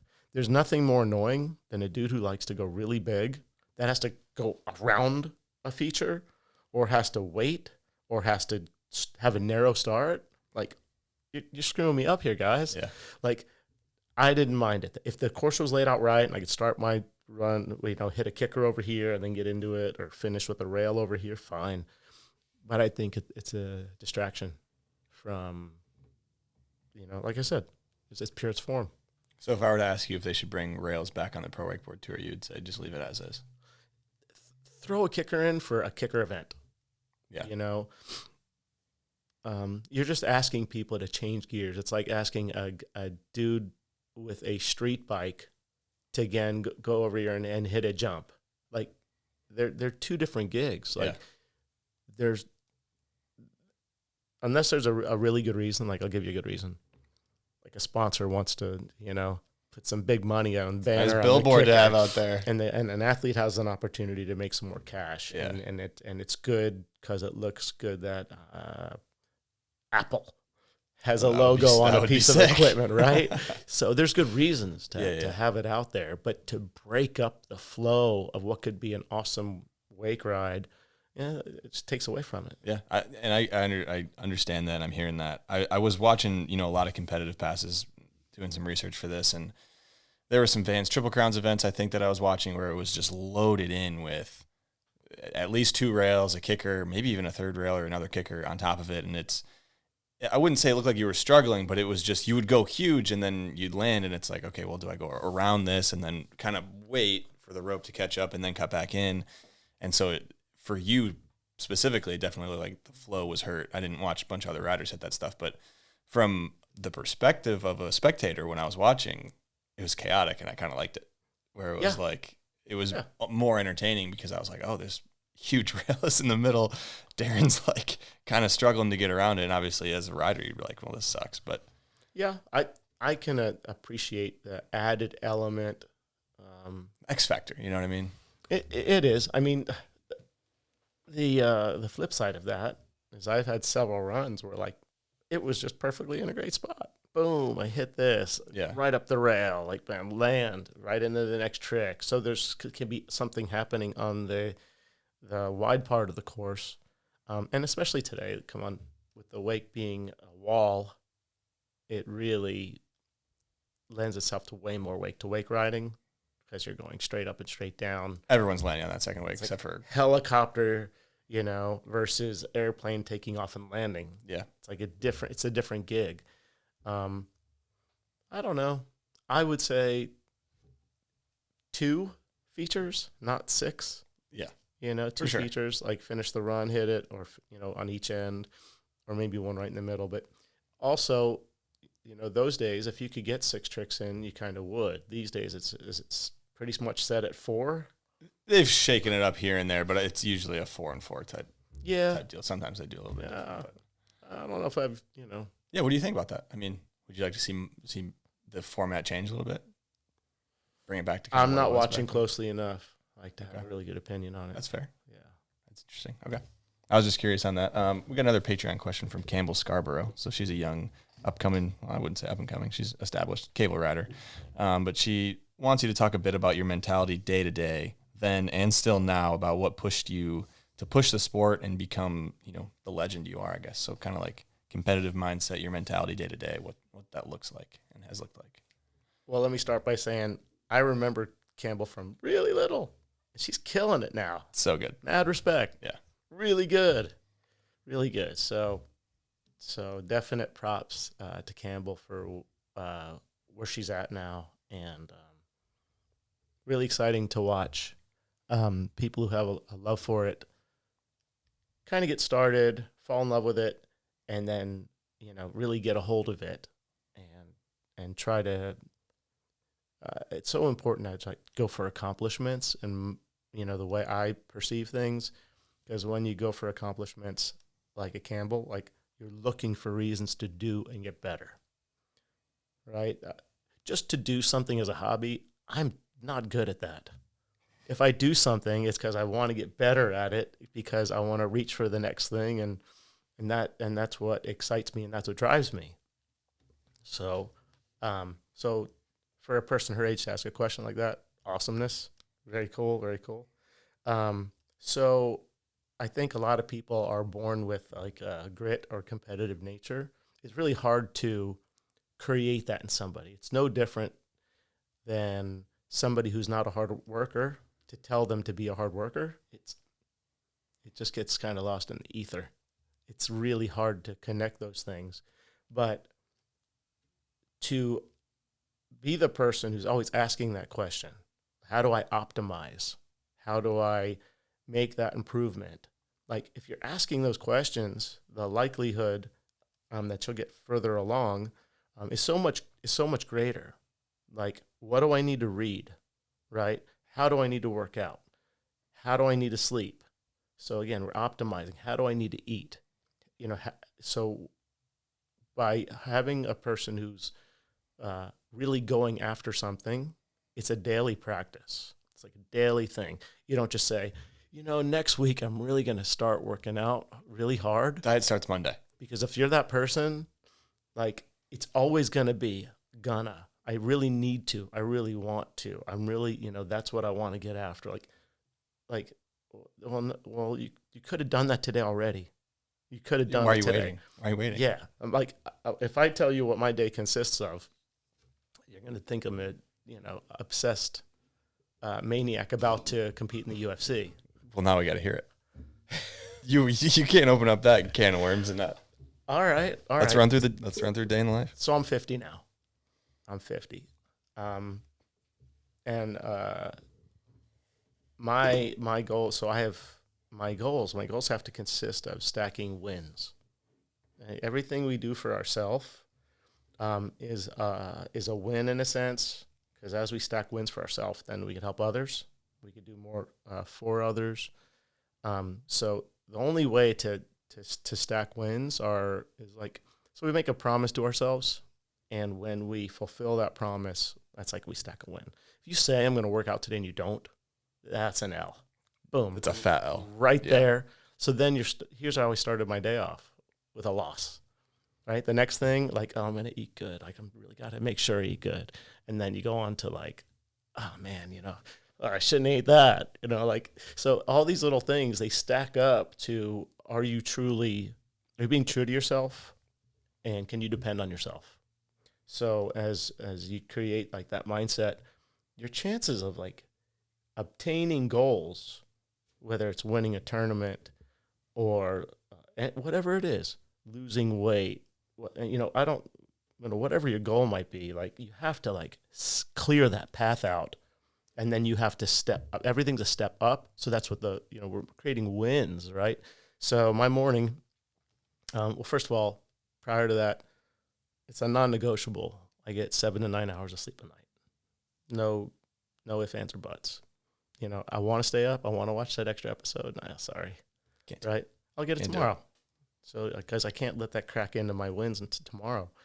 And I'm not like obsessive about this in my mind, but other people would say I was. So anyway, moving on, I wake up to a couple glasses of water. I ride my bike in the sun for 10 minutes right away, non-negotiable. This is all non-negotiable, really. I jump in my sauna for 20 to heat up. I work out for 20, nothing crazy heavy. Go back in the sauna for another 20. Shower. Cold shower or normal shower? No, because you want to keep your body hot after workouts, because you don't want to stop the angiogenesis of your muscle building. Yeah, so your body continues to stay good. hot, and muscles cells divide, right? So you want to stay Okay. hot. Don't get cold after a workout unless it's like a crazy cardio. I was going to say, I feel like I've heard for cardio you can cold plunge, you okay. can cold shower, you can cool yourself off. But if you're doing it for rehabilitating muscles or muscle growth, you want to stay hot longer. Okay. So shower, normal temp shower. Yeah. So then I go typically teach an hour of private lesson jiu-jitsu. Then I teach a class and grapple. And so then we're at like 2 o'clock. Then I eat and lay down. So there's been no food up until this point. Right. Okay. So you're fasting. Yeah. Not hardcore. Sometimes my coffee will have like a coconut oil, or I'll have like an athletic greens or something, but no big meal or anything. No, because when you train hard jiu-jitsu and your body gets crazy hot, you can't have food. Like a full stomach and hard training jiu-jitsu, forget it. You'll die. Like the way you feel is so bad. I mean, think of it this way. A lion doesn't go out hunting on a full stomach, right? So I think a little bit of coffee with some coconut oil fats is a good way to like train a little hungry. It's better than training a little full. So then I have lunch after my jiu-jitsu class, and then I lay down for about 30 minutes, put my feet up, like they call it non-sleep deep rest, NSDR. And then I go back on the mat from about 4:30 to 9 p.m. at night, teaching, training, coaching, that whole thing. So I'm on the mat usually 7 hours a day. Wow. I'm sauning and then working out for about an hour a day. And then usually when I come home at night, I'll hit the cold plunge to cool everything down and go to bed. Yeah, so that's like every day. And a lot of that's non-negotiable. I mean, I guess to say you go on vacation. You know what I mean? Obviously, you're not teaching. Or do you even go on vacation? Vacations are my worst nightmare. So you're that guy. I'm a creature of habit. Okay. I am. Fair. If I go on vacation, it's because I'm mountain biking all day long. Right? Yeah, to the point that my wife is like, seriously? And then, but it's great. My son and I love to mountain bike, so we'll go to North Carolina. We'll do that kind of stuff all day long. But the thing is creating a day that makes me feel good doesn't make me tired. It adds to my energy. The mindset of consistently making these accomplishments that are hopefully making, improvements, that feeling brings like more harmony to your life, because you can depend on yourself, which means others can depend on you too. So as you kind of stack this mindset, you feel better, you carry like more confidence about what you can accomplish, and you can depend on yourself for those accomplishments. Yeah. Then your likelihood to win and be way more prepared when it's time to show up is like way above most people, way above. So, people look at this as sacrifices, but how can it be a sacrifice if you feel good? How can it be a sacrifice if you're able to help others because you have more energy? And it makes you just carry a more positive outlook overall. It almost makes you like want to not let other people stack losses themselves, because you're like, dude, there's a better way. See how good these wins feel. Yeah, there's a better way. You're gonna feel better. You're gonna look better, and then you're gonna be able to help others. Okay, that's a good mindset kind of shift. I guess you can have it when you're talking about sacrifice versus no. It's not really a sacrifice. Your mindset is looking at it as a sacrifice, but it's really not. It's the opposite. Yeah, and it doesn't have to be hard. Like somebody might look at me and go, dude, that's a hard day. I don't really think so. It's not like all of a sudden I went from 0 to like, bam, I'm on the mat for 7 hours and 20-year-olds are trying to kill me doing jiu-jitsu, right? It's not. It's like you work yourself up in this direction. Like make one little promise tomorrow to yourself. That's going to happen. Okay, well, keep that one, and then let's stack another one. Yeah. And before you know it, it gets easier. You get better at getting better. So you're able to stack these little wins because you understand the process, and then it gets kind of easy. Yeah. All right. Speaking of stacking wins, you had an insane run in your riding career, contest dominance wise, and I'm curious if at any point in time when you were winning, doing well, did you ever feel like people in the industry or the industry as a whole was almost rooting against you or didn't want you to succeed after a certain point? Massively. I massively felt that way. Yeah. Because, again, I wasn't antisocial, but I wasn't out having beers with the boys every night. I wasn't coming back to the hotel room at 2 a.m. because it was my party weekend. I was there because I had a job to do. I wanted to win. And also, last thing I wanted to do is crawl into, I saw it happen. I'd see people roll into the hotel late at night, slurring. There'd be a family standing there checking into the hotel because they're excited to be at the event. And then you got people coming in sloppy. In my opinion, it's not a good look. Yeah. Right? So because I wasn't always out, I remember editors of Wakeboard magazine, would kind of I'd be slanted or whatever because they were hanging out with his other crew and they were that dude's just the establishment. He's the winner. He's the contest guy. Bro, we're here for the lifestyle and the fun. He takes it too seriously. So there was definitely strong patches of that.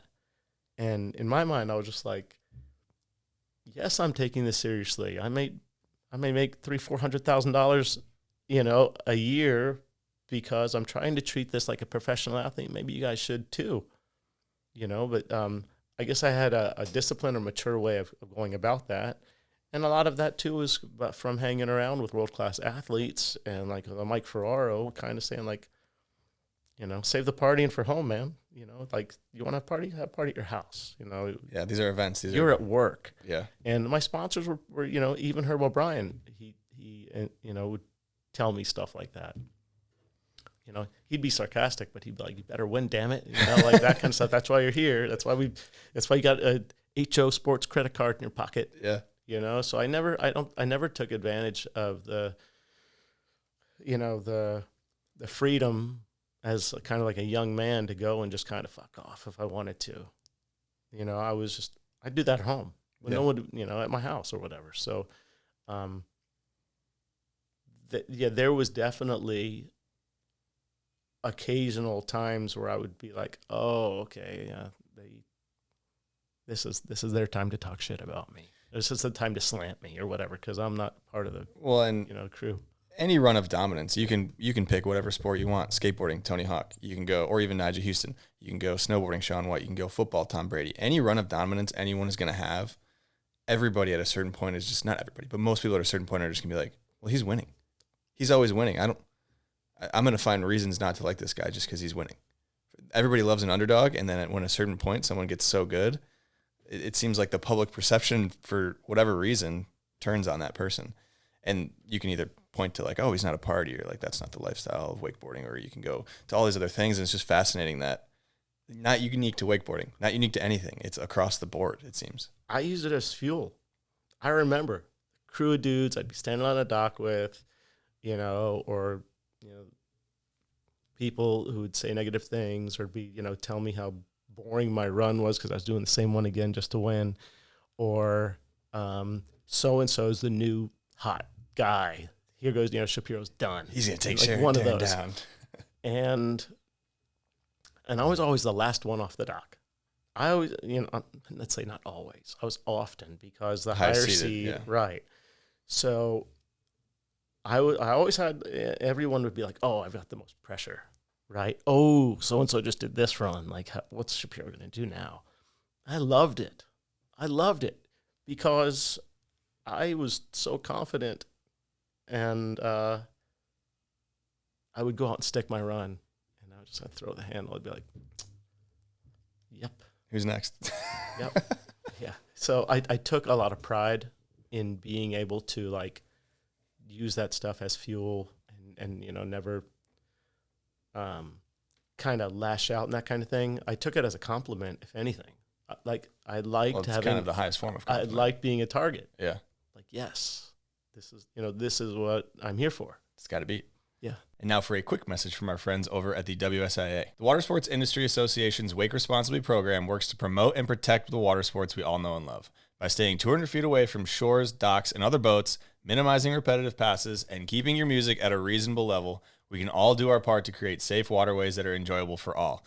This effort is incredibly important to ensuring we can continue to access waterways across the country. Visit the newly redesigned wakeresponsibly.com website to learn more about upcoming events and access resources to protect access to wake sports in your community. These guidelines are super simple. They're super easy to follow. If you do see someone out there on the water and they're blowing it and they're not following some of these guidelines, they probably just don't know. So if you can, wave them down quickly, tell them to head to wakeresponsibly.com, give them a quick rundown, and I'm sure they'll be thankful that you did that. So I'm curious on, you had a competitive mindset. If you didn't win a contest, was that event considered a failure? Oh, yeah. Yeah, for sure. For sure. You know what they say, you live by the sword, you die by the sword. No doubt about it. No question there. I'd be,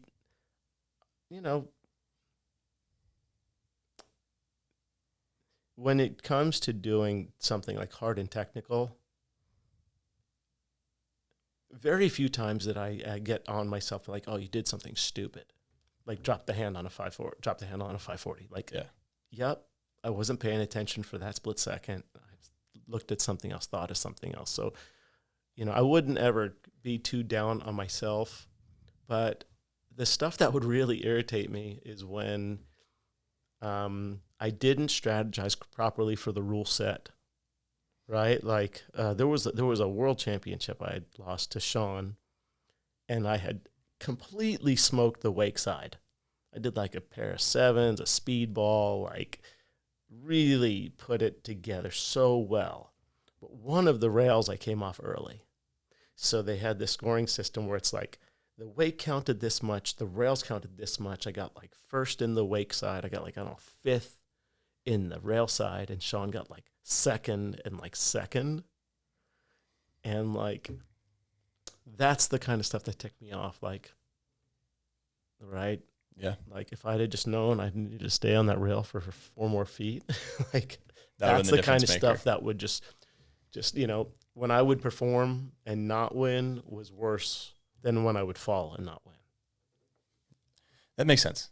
Because, I mean, the contests are games, right? It's just a That's game, right. and you have to play by the rules of the game. And so you need to make sure you understand the rules before. Otherwise, you'll leave room for yourself to almost disappoint yourself where it's like, well, That's right. this one's on me. Because, That's right. complain about the judges, all that shit all day long. But, if you didn't.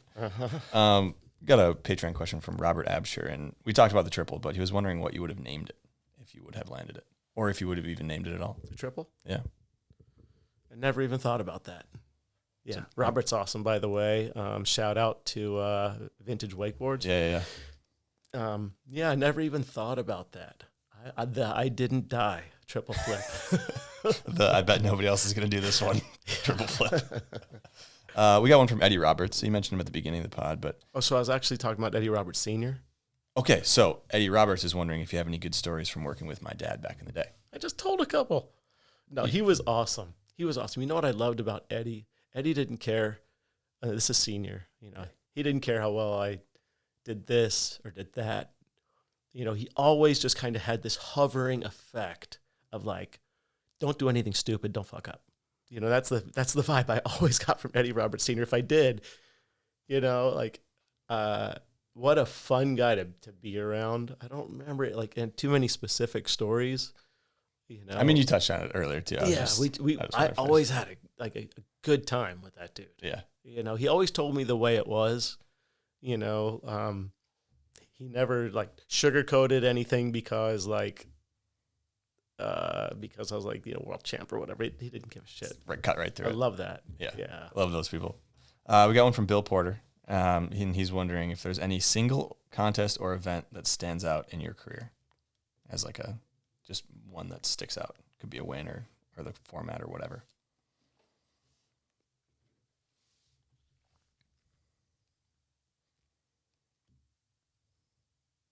So, there's a couple. I would say one that really sticks out, and I'm trying hard to remember the right year, and it might have been 97 or 98. Ryan Shimon could tell you. He would definitely know. No, he'd be like, Darren. I love how the dude corrects me all the time. I'm just like, I'm glad you're around. Very much so, yeah. Because we can get the right answer We right need away. people like that. I don't want my nonsense floating around here. I need you to correct Ryan, me. drop in the comments if we got a fact check. So here. let's call it 97, 98, 8-ish.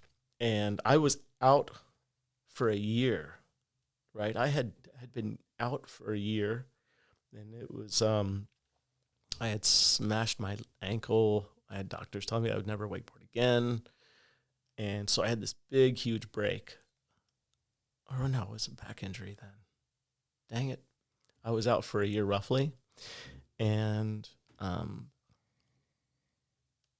remember vividly, it was like Tony Finn, a few other Darin haters at the time out there were all like, he's done. He can never catch up.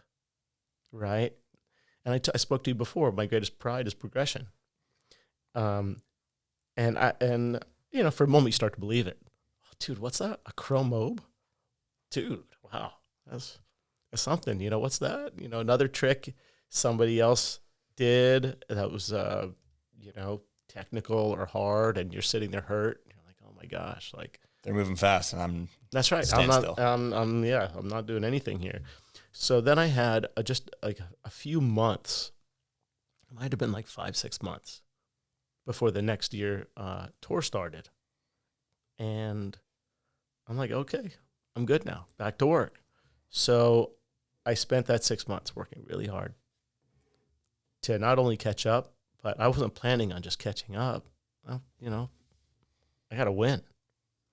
So after a huge season off with all the naysayers, all the can't do it, can't come back, this is the new, it's Parks now and Phillip. And I, oh, okay. So that seems very believable. And then I came back at the very first event, Pro Tour at Cranes Roost Park And I did my passes up and down the lake. I'm like, all right. And then as I went down to the far end where the boat turns around before you come back through the double up, Mike Ferraro was standing at the end of the lake on the boardwalk. And as the boat came around and I'm like standing there, all he does is he holds up 2 fingers. He's like, "You're going to do the speedball now." And I had only made it a few times. And I had done it on the low pole. So now we're on the high pole. So I'm like, "I believe in you, Mike." Not me. I believe in you. So he came around. And the first time in history anyone saw a double front. It wasn't sexy. It wasn't super clean. But I made it. And I stood up. And so I went from swinging from one side, like, can never come back, right? Dude's done. He's never going to catch up, to stomping everybody, stomping a new trick nobody ever seen. First double in the history of water sports on the water. First contest back from being hurt and missing it all. So that was really A lot of factors at play there, which yeah, adds up to. yeah. And then just to see my friends and competitors, like the look on their face, like, you know, it was a special moment. So yeah, that really sticks out in my That's a mind. good one. I was thinking of that one because I think I'd heard you say that in a different interview at some point, but it was like a monumental moment, I would say. When you're talking about comebacks, it's like, how's this comeback going to go? Am I going to bobble on my first pass, fall on my second one, double up doesn't go? It's like, Well, that's what really upset me when I came back at 40, because I killed it in the semis, and then my first trick in the finals, I snapped my board on the takeoff, and I landed and I crashed, and it you couldn't tell my board was broke. It looked like I had just like either choked or flailed, and I didn't even the know. worst. I didn't even know. I just know when I landed, there was no board underneath me. Yeah. So I got back up. I did a few tricks. I'm like, I feel terrible.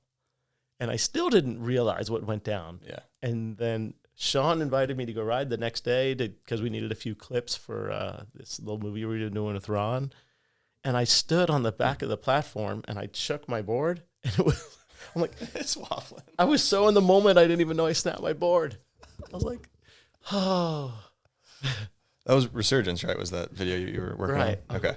Yeah. So, but I want to talk about 2004 because is that when you first stepped away, 2004, 2005, in that That sounds right. zone? Okay. So I guess I had read an interview and you kind of cited some political reasons in terms of the sport itself as part of the reason why you stepped away. I'm wondering what those were and if there were other factors as well as to why you hung it up for a little bit. So I think anytime you go hard and heavy for, like 3, well, actually, you go hard and heavy for, like, since I was 10 years old, and now I was probably, 30, 34, 35-ish at the time.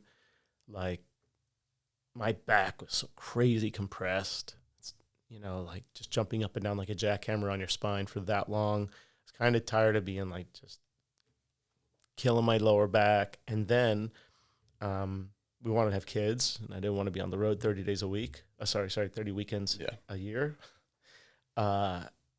And also there was such a weird shift because as being ranked number 1 in the world and had gotten crazy love from sponsors, for no apparent reason, they were dropping like flies. I couldn't tell you. Nothing I had done had changed. Yeah. But I go back to the nurturing of relationships aspect, which, I kind of didn't understand the importance until maybe it was a little too late. But again, my mindset was in winning. My mindset was in progression and video parts and, retaining the first, second, third ranking in the world, whatever it was at the time. And I saw other athletes, starting to get more love who were not even in the top 10. And so that was, kind of disappointing that kind of the way I knew best to go about my value was doing it this way. And so I couldn't fully understand why, like, hey, like, we're just going to cut you loose? Like, you mean, like, not a lower contract, but, like, we're just going to cut you loose. Like, that's a hard thing to process when, you know, I was still working as hard as I ever was. But, you know, all I can really say what was the major factor there is new blood coming in. We want to get this new exciting person, you know, everybody knows you, and that doesn't really translate to better sales for our products. That's all I could think of. But to still be like such a high rank, and in my mind, that was my value, and then realize, well, it's not anymore. Yeah. So it was kind of great timing because I did want a break. I wanted to have kids, you know, and I wanted to be home. Man, let me tell you something. By the time I was 25, I was a million miler on Delta. That's a big deal for the listeners. By the time I was 32, I was also a million miler on United. So, like it wasn't that hard to step away. Yeah. You had done a lot. Yeah. And it's not that I had any different feelings about, you know, my love for everything and my gratitude for everything. But at the same time, the industry was, like, not so cool anymore. It has changed, or changing. Yeah. And you're right in the middle of it there. Yeah.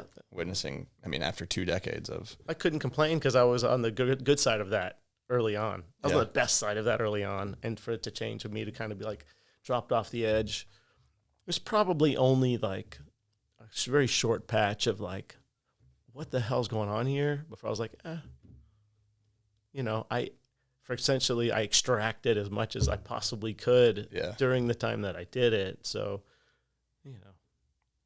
Interesting. And then you moved to Hawaii, right? Did that happen? Yeah. So I had been going to Kauai just about every winter for like 15 years. Okay. I'd spend a month there just surfing. Yeah, that was my break. Yeah. So I'd rent a place, you know, on a cliff overlooking the beach. I just surf, bring a buddy, you know, bring my wife, you know, just a few of us would camp out there. You know, people would come with me. You know, Sean would come with me sometimes, or Parks would meet up with us over there.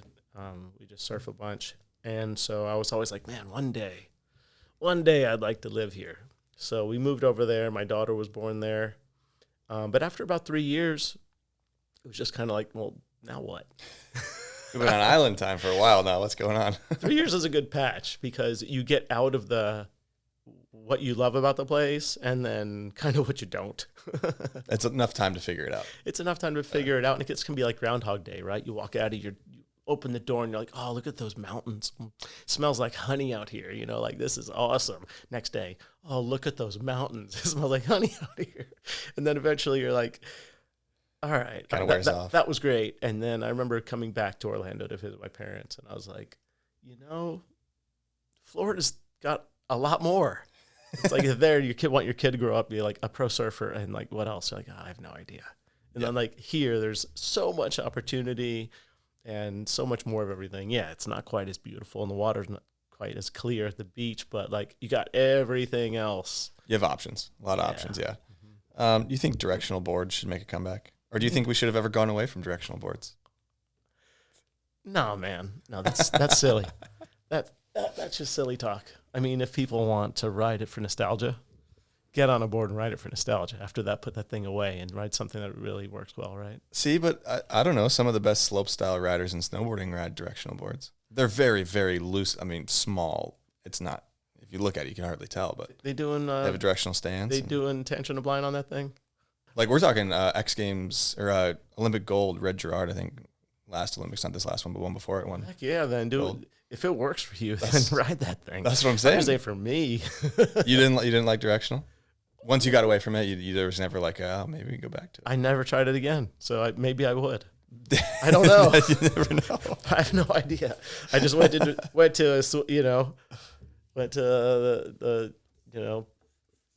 As it progressed, you moved along with it. So yeah. I mean, whatever works. When it comes to equipment, you can't tell somebody that's not the best board for you unless really they don't know any better. Yeah. But once you get to a high level and they make it work, like, you know, they're riding. I mean, it's no different than like a surfboard. I think is a good example. You get on a surfboard that does changes your style that makes you better. Sometimes it's just the way it is. Whether it's a little change in the rocker, the width, the fin setup, whatever it is, you get on something and it fits you better. So never stop looking for that. Never stop looking for that. I mean, of course, it's true with wakeboards too. We'd make small changes, and the hard thing is what makes you better on one thing may take you away from another. You can't. Yeah. There's always sacrifice. Never get it all. You can't have the board with the best cut and the best pop. You either got a narrow board for great cut or super wide board for huge pop. It's really hard to like find the balance there. But I think I've always really enjoyed the creativity of designing boards, because as you progress your shapes, you progress your riding. So I have a question on that, because you've ridden for several board brands throughout your career. And I'm curious, of all the brands you rode for and all the boards you helped with, was there one that stuck out to you as like, this one really aligns with what I have been trying to design and create? Oh, yeah. There was the O'Brien Demented. That thing, I will still say for this day, one of the best boards in the history of any boards ever designed. It was so good. It was so good. Yeah, it was fast, but it had plenty of rocker and it was poppy. It had an incredible edge. It had soft landings. Like, yeah, that was like a magic come together. Chris Johnson and I spent, 100 hours. Whew. Yeah, that thing was, the funny thing is you can spend 100 hours and create a piece of shit. I mean, if you asked me to design a board, it probably wouldn't be great after 100 hours. No. You could create it, that's what I'm saying. It can go either way. It's like you can get lucky. Yeah, absolutely. You still got one of those laying around? Yeah. Have to, right? Yeah, I got a secret attic. Okay. It's got a lot of jewels in it.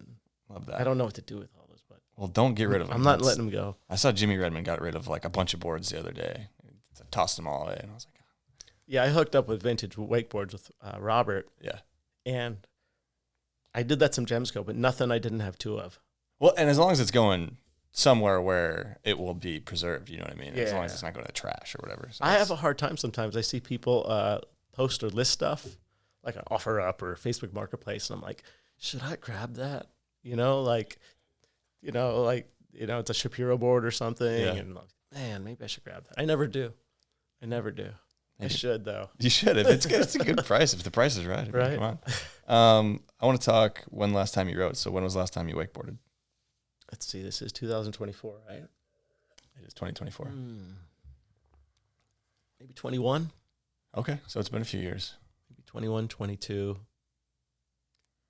Yeah, it's been a little while. So I got to, again, going back to my possibly obsessive side, my problem is if I get on a board, I'm not going to have that much fun unless I do something, right? So I go to do something, and then I wake up the next morning like, oh, yeah, so I don't wakeboard anymore, right?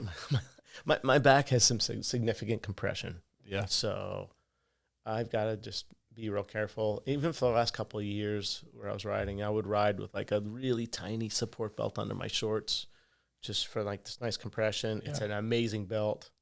Let me just tell you, if anybody wants to keep riding and has to deal with that compression, it's called a Solaris belt, and it's only like 2 or 3 inches wide.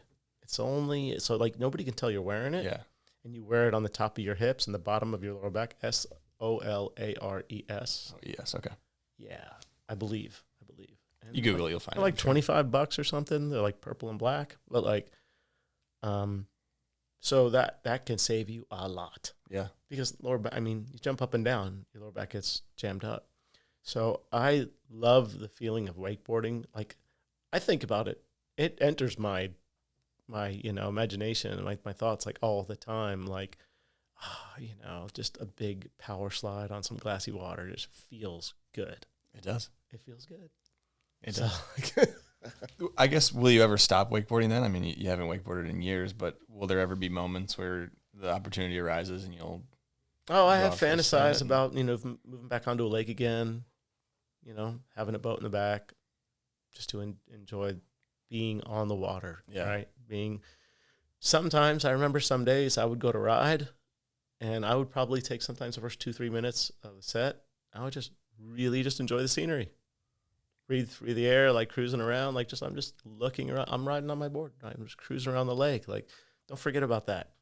You know, you have to talk about tricks and what I'm going to do today, and I got to do my run. But like sometimes, like the best part of the set is when you get out of the water and the cool water's on your skin and the air's blowing on it, and you get that little feeling of like, here goes my set, that little, you know, little bit of excitement. Everything kind of gets quiet. Yeah, man. Yeah. That's sometimes the best part of the set until you land a trick you've never landed before. And there you go. You get a little high from that. Yes. That's just different thing. Yeah, I think it was Parks who would say, you know, when things would get all busy and taken all seriously, he's just like, just reach down, touch the water, man. Like, forget about all this other shit. Like, just get on your board, touch the water, have some fun. I know we gotta wrap this up here because I know you gotta get going, but I got one last question before we do some thank yous, and that is, if you could give advice to your 17-year-old self, if you go back in time, what would you tell him?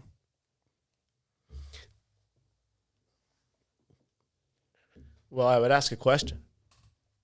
I'd say, do you want to be in this industry even after you're not wakeboarding anymore?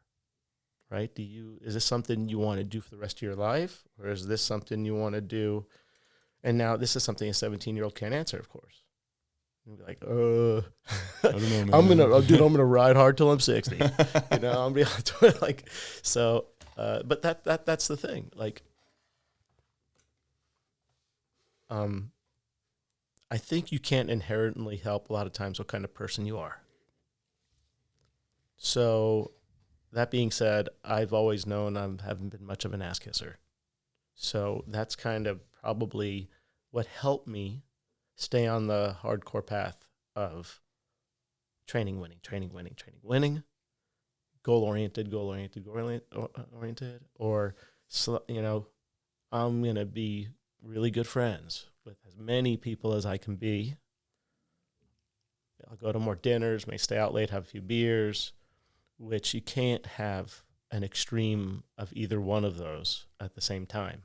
You either have to be hardcore goal-oriented or the other way. Now, Sean's a beautiful example of someone who's been able to find an equilibrium there. So Sean Murray, right? But I think... I mean, he didn't win as much as you. He didn't win as much as me, but, you know, I think at heart I'm a weirdly kind of grittier person than Sean. Yeah. Right? And sometimes that's not the best thing. So it depends. It depends what you ultimately want, but I don't know if you can ever really get away from who you are at your core. I think we all have the ability to be better, do better, learn more, be smarter, improve ourselves, find the next 2.0 version of where we're at. But to say something to a 17-year-old whose frontal lobe isn't completely formed yet, good luck with that one. I have a 16-year-old, and it doesn't matter what I say to him very much. But you know, I do my best to like lead as an example. Our kids are always going to be watching way more than they're listening, right? So I was lucky at 17-year-old to have like a Mike Ferraro and this group of guys that I could kind of look to and see how do they do things, right? But I don't think you can give too much of a message to your younger self unless you could be with them all the time to kind of continue to be the bumper rails to help them in the right direction. I think Ferraro did a great job of making me a successful competitor, like a winner, and a progressive thinker of how we approach something. But he was never like, hey, man, make sure you, write a thank you note to so-and-so. Make sure you know. And in my mind, I was always like, write a thank you note. And I just put their logo in my interview on ESPN, brother. Like, that's my job. Thank me, bro. Yeah, so it's such an interesting thing. Yeah. But if I had to look back and make any adjustments, it's a hard thing because I don't know if I would still want to be working for a board manufacturer or a boat manufacturer. Sure, they're great jobs. And if that's your passion, do that 100%. But maybe that wouldn't be where I am now, right? Yeah. Maybe I wouldn't have found a 2.0 version of myself like I continue to try to do with something that absolutely pushes me to continuously optimize like Jiu Jitsu does. Yeah. You know, and if you can find something like that that asks you to stack wins so that you optimize yourself, do that thing, right? Find that thing and do that thing. Because if you don't have anything to look forward to, you stay in your lane. Don't stay in your lane. That kind of sucks. You don't have anything to look forward to, too. Well, yeah, and people overlook that. Let me tell you, I'm 50. I'm surrounded, luckily, in a good group of people. But if I wasn't, I'd be surrounded by people who don't have anything themselves to look forward to. And then that's when you turn into, you know, that's when I think you get old. And, you know, if you're not in a continuous position of trying to learn or improve your fitness or improve something, then I promise you, you're going the other way and you're not going to have a good time. Yeah. So every day is like an opportunity. It's not like I got to go to work. It's I get to go to work. So if you can approach things like that, and I'll be honest with you, as a younger self, I got to go wakeboard today. It got to that point, right? I get to go wakeboard today. I got to go. I got to go on this trip. You know, I got to go travel. I got to go to a boat show. I got to, you know, and then that the way we feel about those things, eventually, then you get tired. If it's I get to, then you bring energy to it. So, you know, I think I feel that as a 17-year-old younger self, I did it the way I did it. Right way, wrong way. I just did it the way I did it. And it kind of happened how it was supposed to happen. Yeah, man. That's good insight there. So I guess you alluded to before we wrap this up, you say thank you. Your jiu-jitsu gym, is that what you call it?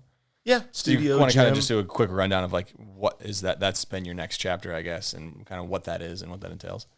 Yeah, well, jiu-jitsu is really hard. It's essentially ground fighting. When you watch the UFC, it's everything that they do on the ground plus the takedowns. It's just no striking. Okay. We don't kick, we don't punch, we don't elbow, we don't knee on purpose. But it's like a hint of wrestling. So we do the takedown part, get to the ground, and then we fight on the ground with, you know, chokes and strangleholds and arm locks and arm bars and you know, grab, you know, leg locks and all kinds of stuff like that. But it's not so much fighting as a person thinks about fighting. It's a very deep, technical, cerebral game. People call it chess, but it's a form of control and manipulation. We teach lots of police officers and fire department and military guys who have to handle people so they don't hurt themselves and they don't hurt that person. So it's a control thing. Yeah. So you take somebody down. You don't let them get up. You hold them in a position that you're safe and they're safe, essentially, unless you wanted to bring it up to DEFCON 3 or 2. Then you could choke them. You could kill them. Yeah. You could rip their arm, you know, backwards. You can really do some serious damage. That's not our goal. You know, we're like a family owned and operated. So I got my kids on the mat every day. They teach the littler ones. My wife does administration. She trains too. So all four of us, you know, train. I compete at the world level. I've won the worlds. I've won the Pan Ams many times. So dual athlete, wakeboard world champion, jiu-jitsu world champion. Yeah. It's I just took all of my skills and understanding about how to get as good as you can at something and lay it over this other thing, and it's great. I don't have to jump up and down, but I could still be seriously physical on the daily. So we have two gyms. We have one in Oviedo, Florida, one in Winter Park, Florida, and a few hundred students. From a business standpoint, they do really well. But more importantly, from a community standpoint, we help kids find confidence. We help kids not to ever bully other kids. We help kids not to ever get bullied. We help women, show them ways to defend themselves or keep themselves safe. the sense of community is really strong, and it's a real fulfilling type of business to be in. Yeah. I could tell you, I've got a 13-year-old daughter, 16-year-old kid. Their disposition is really beautiful. Like, they're just kind, confident kids. They would never lay a finger on anybody, but if somebody was a grown man was to put his hands on my 16-year-old son, You'd have some confidence. He'd be in a world, he would be very surprised. My 13-year-old daughter hands large teenage boys very easily. So it's really fun because, like, from an athletic standpoint, you can express yourself. It has a sense of, artistry to it, where you can make it your own, which is really neat, which kind of reminds me of wakeboarding. It's not a team sport. You don't have to fit a mold to be good at this. You find your way to do it. Yeah. And jiu-jitsu is so that way. It really is. You make it your own, and over time, you really find the art and the game in it, and that's the fun of it. So it's funny because I talk about people, you do jiu-jitsu, how do you fight, man? You fight every day. It's not fighting. I'm boxing these guys. It's not fighting. It's a game. It could be very physical, right? But if you like learning, you like playing games, and you like being physical, like it's a good fit for me. Checks all those boxes. Yeah, it's really great. But like I said, it's a fantastic community.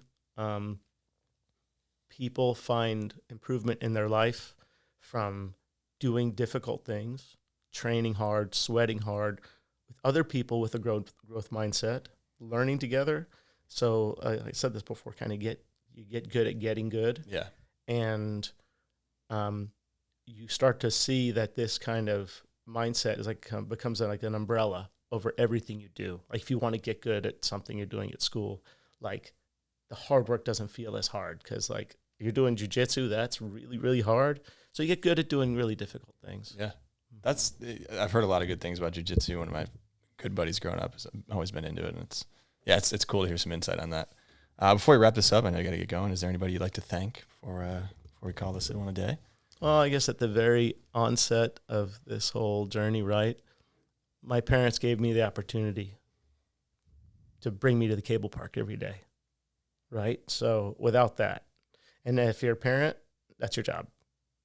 To give your kid opportunity. It's not to be a helicopter parent. It's not to know what every trick they do is. That's not even that important. But by providing an opportunity, right? My parents provided me an opportunity and a good environment. So if you're getting kids into sports, find that trustworthy coach, right? Trustworthy coach, good environment, provide the opportunity, let them do their thing. Okay. So my parents provided the opportunity for me. I found a trustworthy coach, Mike Ferraro, okay, and an environment surrounded by high-level athletes, right? And they pushed me to be better. So I'm just grateful for all the one platform after another that fell into place that allowed me,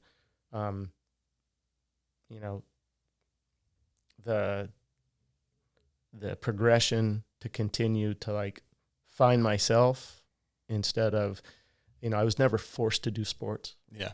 You have to do this. It wasn't that kind of thing. So again, my parents, Mike Ferraro, like Craig Llewellyn, all those guys that I grew up around the water ski industry. Herb O'Brien was such a great mentor, and to have spent the time I did with him, absolutely grateful for. Of course, I got my wife.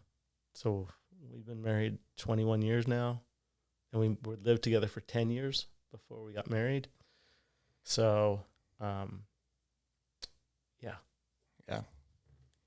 That's the most of it. That's the good. most of it. People who provided that opportunity for me, right? And then all the athletes who pushed me. I can't say enough great things about the time I spent with Murray and Parks and all those guys. We spent lots of time together. We traveled a lot together. We spent lots of times in hotel rooms, and the industry as a whole, not people who were against me, but I had a lot of people who made me feel really good about what I was doing and what I was accomplishing.